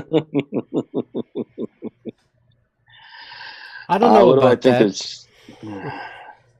There's plenty of people who, enjoy masturbating with strangers over Zoom and living with their mother at the age of 60. And I think for that section of society, he's a credit to the human race. We must give credit where credit is due. I covered this before. Someone's asking again on Periscope about this defense intelligence memo John Solomon's been reporting on that supposedly has exculpatory information on General Flynn. Will that be introduced or changed anything at the conference and/or sentencing in March? The answer to that is no. I mean, Judge Sullivan was emphatically insistent upon laying to bed once and for all. Are you agreeing that you committed this 1001 violation? Unequivocally saying you pleading guilty and you will not change that. The answer is yes. The only reason that delay is going from sentencing today to 90 days is because, frankly, Flynn was faced with jail time, and the judge let him know that, and they took a break and came back and said, "Yeah, we'll cooperate even more with Mueller or whatever investigation," in hopes that within the next 90 days and convicting his two former business partners from the Flynn intelligence group for the Turkey violations for the Fire Act, in hopes that convinces the judge not to put him in jail. So there's not going to be any declassified information that changes the fact that Trump can't get away from the issue of his NSA, his national security advisor lied, to federal officers, and he's pleading guilty to it. So there's really nothing that's going to change that unless the judge decides to not accept the plea because he's guilty of so many other crimes, which is his right to do, but it's never been done really. And he has to go to trial. So Flynn has a deal. The deal is that he is off the hook for every other thing that could potentially pop up about his taxes, about his work as a foreign agent, anything. If he gets this sentencing done and out of the way. So the danger of doing this for another 90 days is that Mueller's team is going to come back and squeeze him again to find out if there's any juice left in that freaking lemon that he can get out for any other cooperation that he's working on right now. So, for Flynn, it was staring down the likelihood of 30 days in jail probably today. And instead of facing down 30 days in jail, he's decided to gamble on cooperating even more over the next 90 days. Always a dangerous thing for anyone else, not for Flynn. Flynn jail time can only go down by cooperating even more. But what is he cooperating with? What has he said? We don't know. So before you get your pom-poms out and say that General Flynn would never betray the president and General Flynn would never do anything to harm anybody in the Trump circle, you better go back and look at what happened today. That was a man who was hell-bent on not doing a single day behind prison bars. So he was not about to go to prison for anyone or anything. So you need to reevaluate what those 19, now 20 conversations are with the special counsel's office before you demand Trump pardon somebody who might have, begrudgingly at best, but assisted with some other aspect of the report that's coming out against him. Not so much an indictment or a grand jury or anything, but if Flynn has validated anything as far as the transition team process is concerned about dealing with Russia, or even going far back to the convention and the Ukrainian issue in our platform, then we got a problem just on optics alone. So I wish General Flynn well. His son is, and I were always friendly, and I would hope that I would still be able to shake his hand if I saw him tomorrow. But my belief here is that you wish the general well, but you do not turn the whole operation on its head, and you certainly don't worry about declassifying something that is not going to change his plea. It's not going to change his plea. The judge is not going to vacate the plea. They're not going to set aside a guilty plea for lying to the. Nothing's going to say to the judge, "Oh, this is why you lied to FBI agents." So don't worry about some freaking John Solomon TikTok memo. Think about every other John Solomon TikTok document over the last year and a half. Right? I think we're all a little bit TikToked out with Sean Hannity, Sarah Carter, and John Solomon. They're just little pieces of the puzzle. They're not boom. Every time you see somebody write boom on a tweet, you know that they're full of shit. Yeah, or like saying, watch so-and-so get destroyed, all in caps. And then you watch it and no one got destroyed. Thanks for addressing the DCI doc, but not a request for its declassification. I don't understand what that means.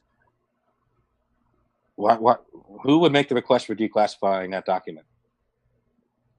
Who would make that request? Flynn? Flynn's legal team could do it, I guess. But that's not going to change anything. Not for him. So certainly not. Why would the president declassify a document related to a guy who's about to be sentenced for federal crime? That would just open the door to an obstruction narrative that's just ridiculous. So you don't want to do that.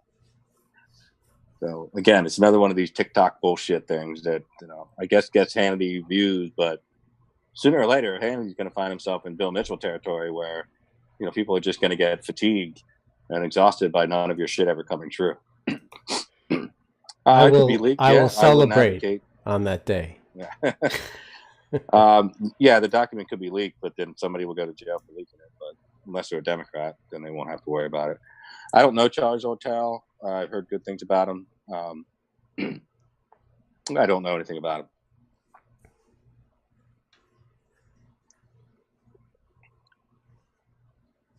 Yeah, there's always a pathway. It depends on who the Democrats want to put up. I'm on Periscope now, Glenn, but there's it's all a matter of who they put up. I mean, I look at a Biden Beto ticket as like a worst case scenario for us. It's just it's not good. Biden performed well in some states that we would need to hang on to at all costs. So I really don't know that Biden has this stuff to get through a primary, because the progressive side of that party is even more militant than it was against Hillary. And certainly the DNC can't get into any shady shit trying to, prop Biden up. So looking at Sanders, a pretty strong number at number 2. I think there's a chance Biden, if he doesn't make any more gaffes that he's been known to make every 5 minutes, I think, Biden is our biggest enemy simply by virtue of, Pennsylvania, Wisconsin, Michigan, being the blue collar type that could probably pull something off that we can't withstand. So certainly would be a good fight, but I don't see anybody on the horizon that could just automatically be Trump. There isn't anybody. So as bad as things may look in generic ballot, Trump versus generic Democrat, I've seen that before. Again, I talked about this the other night. I saw that in 2004, before it was John Kerry that we were running against. Certainly saw in 2012 with Obama. I mean, clearly we thought we had a very good shot there. We had a very weak reelect numbers on Obama, and Mitt Romney was painted to be what he is. So I don't I don't think it's a lost cause by any means. I just don't think it's slam dunk by any means either.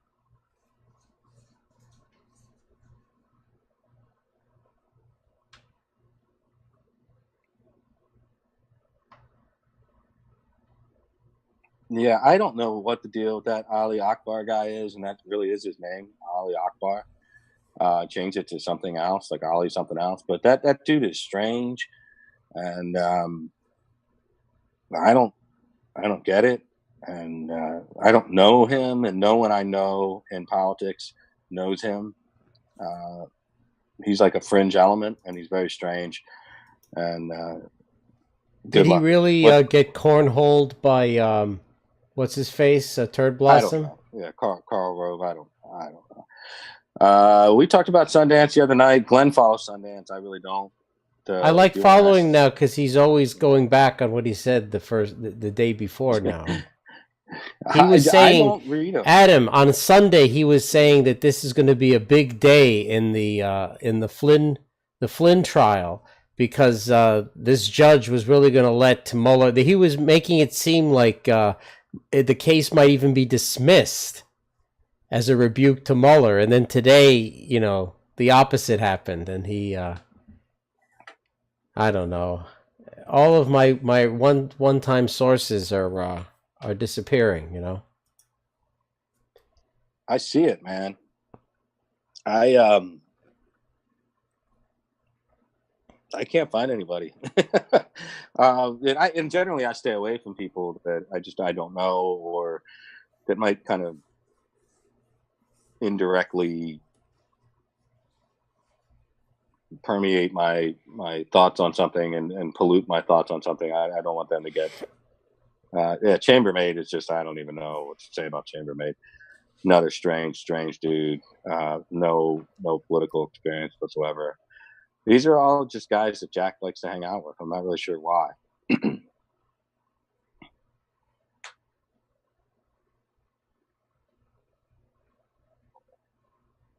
Yeah, but going back to Sundance, he seems to be willing to put a lot of time into these theories, but they never really materialize. And certainly has been one of the forebearers from the beginning of this DOJ breakdown about who was singing and who wasn't singing. And one day it was Becky, one day it was James Baker, and the other day it was Peter Strzok. Months ago, and somebody's singing, and that's why they're still employed. And of course, we know that that's not true. So he seemed, I don't know who it is, obviously, so I can't really comment on who they are personally. But it seems willing to put a lot of time into whatever it is that they're doing, which is, you kind of wish that they would do something more meaningful with that time. What I notice is missing in our larger dynamic as a group on social media is just basic civics, basic stuff that you wouldn't know unless you kind of did this stuff for a living. And I think that's where most of these guys run into a wall, because they don't understand how the actual process works. They don't know who the real players in the game are. They don't know the people behind the scenes. They don't know how the situation resolves itself sometimes. And they get confused and they get lost down these rabbit holes that they think make sense, but they actually don't make sense. And they connect things by like Google searching and finding out, oh, this guy worked in this agency at this time, and then this person was over here, and this guy's wife is working for this firm and married to this member who's working for this press. It's not all. None of it means anything. Um, you know, Bruce and Nellie Orr aside, all that other intrigue is all bullshit. It just runs you down a rabbit hole for nothing. And I think you should probably spend more time talking about what we're up against in a realistic sense. Up against legislatively, up against politically, electorally, what we're up against messaging wise. That kind of stuff is important. And then, of course, getting into the battleground of fighting off these subpoenas, these investigations by the Oversight Committee, by the Intelligence Committee, by the Judiciary Committee in the House, getting to a position where we fight back in an astute and basically learned manner, as opposed to just lobbing out insults, but like coming up with a finely crafted uh, plan to hit back against Adam Schiff, Jerry Nadler, and Cummings, and just taking these people out at the level of their professional malfeasance, as opposed to just coming up with these crazy theories about this, that, and the other thing. It's over. All these theories that everybody had, it's over, and nothing came of it. I want to be very clear about that. Nothing came of it. So we're out of power in the House. Those investigations are over. They will be restarted and do everything else that you could possibly imagine from the Trump side of the ball. And everybody was wrong. Everyone was wrong. There was no aha bullshit. There was no, TikTok. Yeah, no TikTok, no boom. As far as What I about the know, sealed indictments and the Huber as the Superman flying in, and Jeff Sessions is working secretly with the president? Do I need to continue? No, I don't. yeah. I guess that's why people don't really like to, follow me or listen to me, and that's fine. I mean, I get it. It's no fun listening to the weatherman when it's raining outside, I guess. But the sunny days are coming, and you're not going to know when they are because you're following the person that tells you it's going to be sunny every day and it rains. I'm really confused by this, by people incessantly want to follow people that are just constantly wrong, and then go back again for more. There will be more. There will be good days. There will be days of substantive wins for the administration. There will be a time where we do strategic declassification to undermine certain investigations that are going on in the House. There will be days where the Senate, the Senate Judiciary Committee will probably send over a letter to hopefully Attorney General William Barr saying, you know what, look at all these things that happened over the last 2 years. These are all the improprieties that we discovered with the DOJ and the FBI. We really think you need to appoint someone to look into this, ideally a special counsel. And there's no way in fucking hell William Barr is going to put a special counsel in there, because he is one of the people that hate special counsels. But he may put somebody in an actual position to look into the matter, like what Sessions said Huber is doing, but Huber's not doing anything. That's the problem.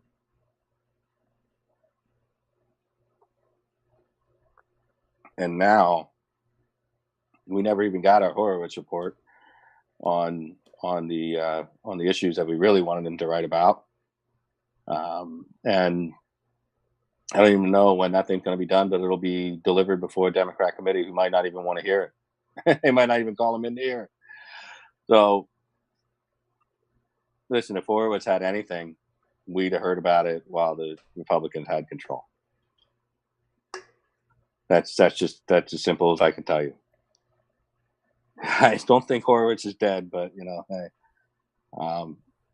hey, Huber's not doing anything. Huber is a U.S. attorney, man, in Utah. All these people are like, oh, he has 470 people working for him. He doesn't. There's 470 people in the entire office of the Inspector General in D.C. And like 100 of those are like clerical staff people, typists, coffee fetchers. Some are investigators, and then you have attorneys. There's no giant staff of attorneys working under Huber. It's ridiculous. It's just absurd. So Huber is literally looking at whatever Horowitz sends him that might be of criminal nature, and Huber is the one that will refer that or prosecute it himself. But I don't think he's going to get away with opening up a grand jury in freaking Utah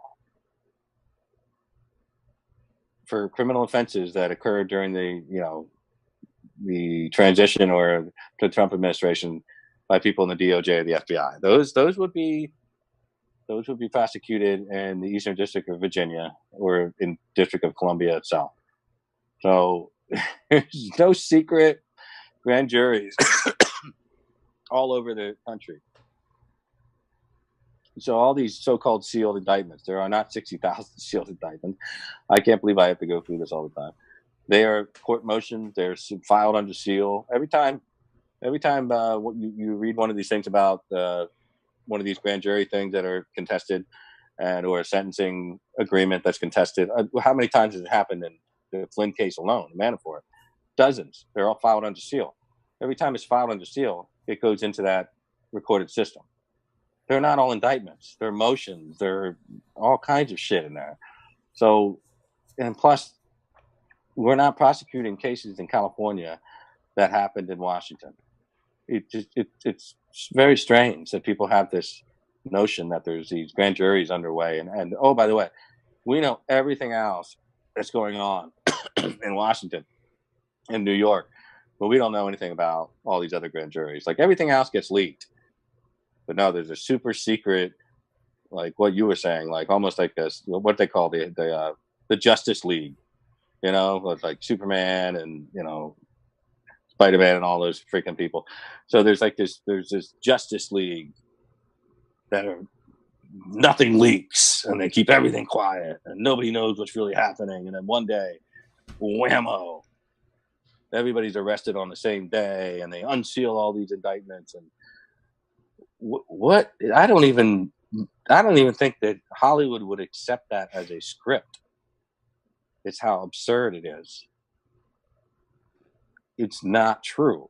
I don't know what you want to hear, but McCabe is the only one that's been referred. He could be a grand jury open on there, from what I understand, in D.C., and I've heard nothing back, and that's been months. So, yeah, it's only disappointing to people who expected something different. It's like the Awan issue. The Awan brother issues. Oh, this is big. This is going to be boom, boom, boom, boom, boom, boom, tick tock, boom, boom, boom, boom. And then now what you got? Exactly what I told you at the very beginning you were going to get, which is nothing. A whimper, nothing. And it'll be closed down emphatically. And it'll be locked down into a way that no one will hear about it. And then everybody flips out. There's got to be more to it. There's got to be more to it. That can't be he's got to be cooperating with other things. No, he's not. It's in the plea agreement. He's cooperated for this, and that's it, and it's done. Same thing with other people that or been fired or released or whatever. They are not cooperating on some long-term freaking grand jury looking into Jim Comey and Peter Strzok and Lisa Page and Loretta Lynch and Susan Rice. These people don't have a care in the world. John Podesta, they don't have a care in the world. They're not under the threat of indictment. They're flying all over the world. Huma Abedin, Cheryl Mills, they're all having a blast. They are not under any duress. No one is looking up their skirts. We are the ones who are just getting vilified and attacked by our own Department of Justice. Us, our congressmen, Collins and Hunter, indicted. It's us, our own people. Under Jeff Sessions, mind you, those indictments went out to almost cost both those seats. You got to get your head out of your ass.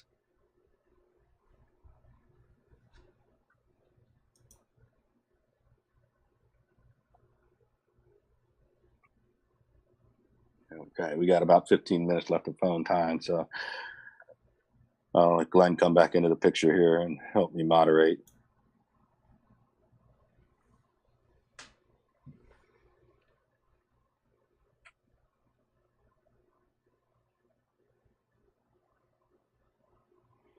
Kathy Wood asked that you seem more optimistic about what Trump could accomplish. Are you still optimistic?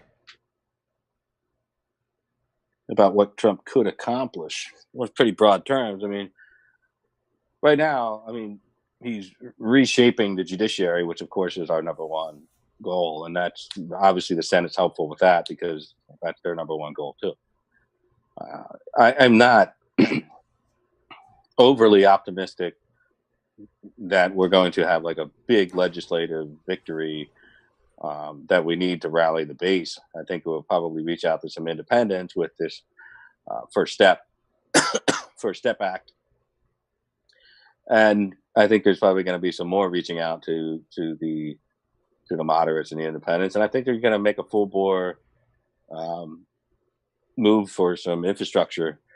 However, I think you're going to run into a brick wall with the Republicans because we're just spending and spending and spending and spending and spending and spending, and eventually, like I said before, if the Fed doesn't back off this structuring of the of trying to get back to this interest rate that's desirable in their minds to back off on inflation that doesn't exist, I think there's going to be some problems. And I think it's hard enough to push legislation when you're under duress of investigations. What I think the Democrats will do strategically is keep these investigations going in those three committees, oversight committees in the House, and push it to the hilt and allow the media to just keep talking about impeachment. And they will try to rein in their crazy people like Maxine Waters from actually putting up a vote on articles of impeachment, because that's when they will lose control of the whole thing, and it'll just stop the country in its track. So what I think they'll do is just try to see how close they can fly to the sun, if you consider sun impeachment, without getting burned. And I think that we still have some wiggle room to move and make some deals in there. Again, I will reiterate that the one thing that I do have hopes for is an expedited fast track appeal of Judge O'Connor's decision on Obamacare. And if we can get that through, which I know it'll be upheld by the 5th, and if we can get that in front of the Supreme Court in an expedited time period, that will afford us some big time, big league legislative capital to cut deals with the Democrats in the House. So that's my hope. That's my optimism there on that front. Other than that, it's really awkward for the Democrats to go and say that Trump is an illegitimate president. He should be impeached. He's unworthy of office. It's been very difficult for them to turn around and have a civil dialogue with him and come together on anything, because their base simply wants him out. And that's the reality that Tom Steyer has put $150 million into making that reality. So, that's You're now you're ready to talk about the wall. Again, the wall funding was evidently, the $5 billion was pulled off the table. We countered with the other 1.6 or 1.8 billion, and then the Democrats pulled that off the table.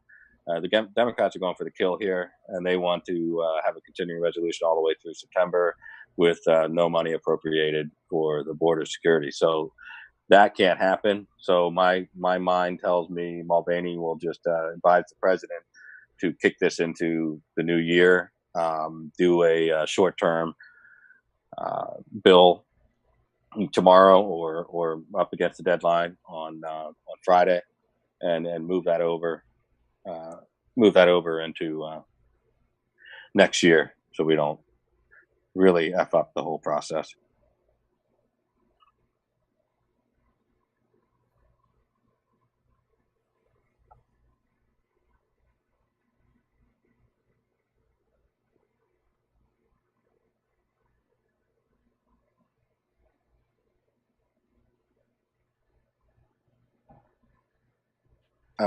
No, he considers the border situation a national emergency. So I'm not sure which that executive order is in particular, but the crazy people that think that he signed off executive orders to go into martial law and send everybody to Gitmo, please don't ever bring that up with me. Definitely don't want to do that. Or talk about that. It's crazy stuff. I think everybody knows I like Mick Mulvaney. I just didn't like the way the process went down. It's just a strange process to selecting chief of staff. But no, I've always liked Mick Mulvaney, and I think he's one of the sharpest minds that we have. And I think he's got to get back into the political mindset now. Not so much the OMB side. He needs to retain all that information from the OMB, but bring together his former days of cajoling his former colleagues in the House into doing something.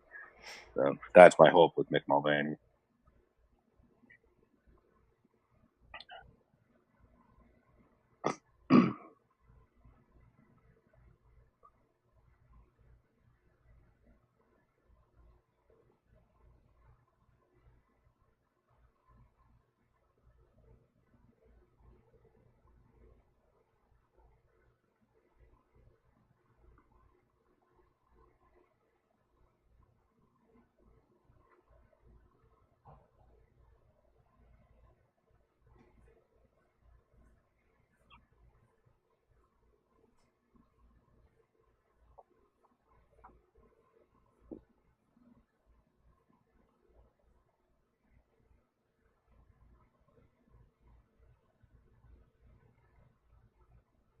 Anything I missed, Glenn?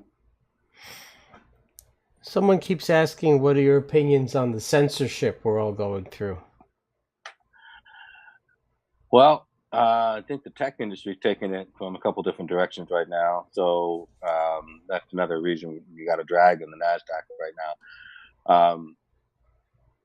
My take is it's completely it's misapplied. It's manipulated as far as how they enforce their TOS, and it's no secret. You just got to wonder what the solution is. And is the solution to just regulate them as a public, utility, or a public media company? That might be one way to do it. But people are doing some smaller protests here and there. I know they've got a censorship awareness day coming up. Somebody's trying to put together, I believe it's for February 18th. Try to get people to sign out of all their social media accounts for 48 hours. I think it's a pretty good idea. If you get 1 million people to do that, it definitely shows up, particularly now if they crack down on some of the ag accounts and other areas, and Facebook and Twitter and Instagram. I think if you took the initiative to February 18th and 19th and just sign off your device on those social media accounts and not use them and not be signed in, I think in aggregate, it might mean something. Other than that, just a really difficult way to fight back. It's hard to, and I think that's another thing people expect Trump to do is reach into private industry and shake the collar of Jack Dorsey. When realistically, Trump owns Twitter, Jack Dorsey doesn't. If Trump were to leave Twitter tomorrow, most of the people that fervently follow him, like us, would leave it as well. And then the other people who exist only to attack Trump would be only left with themselves and would quickly get bored, and Twitter would collapse within 6 months. So Trump has the ultimate, card up his sleeve. But if he does that, then he now loses his greatest outreach tool. So there's not much chance. He and Jack Dorsey have mutual assured destruction on that one. Jack Dorsey knows he needs Trump, but doesn't like him, and Trump doesn't like Jack Dorsey, but he knows he needs Twitter because there's no way for him to have those types of to have that type of outreach, 55, 60 million people, and get his message out there instantaneously. So there's no other platform that can support it either. So it's a tough fight. It's a really tough fight. My suggestion is that you fight as hard as you can within the bounds that they allow you to do it. And if you're smart, you can continue to do it that way. If you see something that you think might get you in trouble, I would suggest you're better off retweeting it with a comment rather than tweeting it yourself. There's just ways you could protect yourself a little bit, but I know that people think they shouldn't have to do that. That is not fair. Well, get in line. Nothing we're going through is fair. I mean, everything we deal with every day, all day long. It's just not fair. We're fucking ourselves over. We have a lame duck session to pass anything we want with the majority in the House and the Senate, and we can't get anything through. We have a DOJ that works technically for the president, but is convicting only people that are Republican and associated with the president. It's backwards. It's ass backwards. The whole thing is screwed up. And censorship in Twitter and Facebook and Google is real, but they're private entities and they're major investment entities. And if you throttle them, and the FANG, as they're called on the markets, if they collapse, they will collapse the Nasdaq, and that'll be it. So it's you're damned if you do, and you're damned if you don't. You got to thread the needle here. And I could go on and on and on. My phone will die in a couple seconds here, but I wanted to get on tonight, talk about these issues, and people can rewatch it and go through what I heard or what they want to hear about Flynn and the wall and other shit. But I wanted to be on tonight. I told Glenn, let's just do this tonight because there are a lot of questions out there. But secondarily, we're coming on Saturday night to have a good time. And yeah, we'll be talking politics. Yeah, we'll be talking about what's going on with the budget shutdown and whatever comes out on Mueller or Flynn or anything.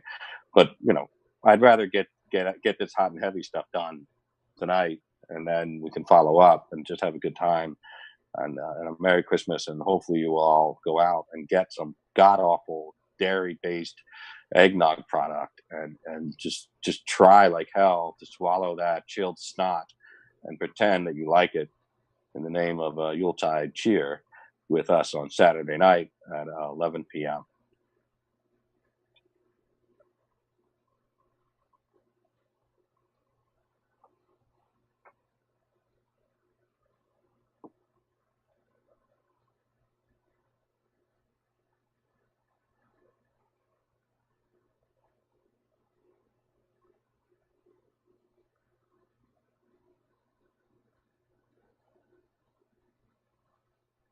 And with that, I will hopefully turn it over to Glenn for a brief or elongated sign off. And he will remind you of what time we will be on and what we'll be doing on Saturday night.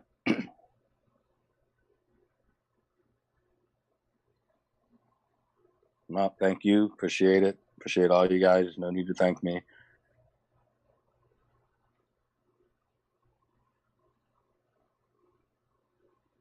I wish everybody to have a good night, and hopefully Glenn pops back in here. I'm here. All right. Take it over, my friend. See me. All right. I'll see you later. I'll see you Saturday, Adam. Saturday night.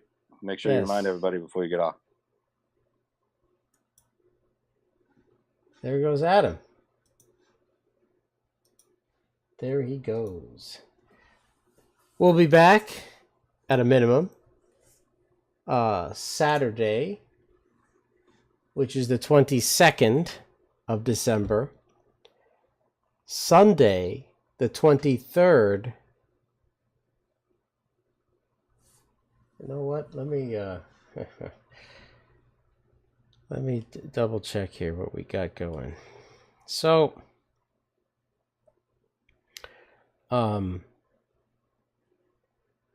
yes, Saturday the 22nd.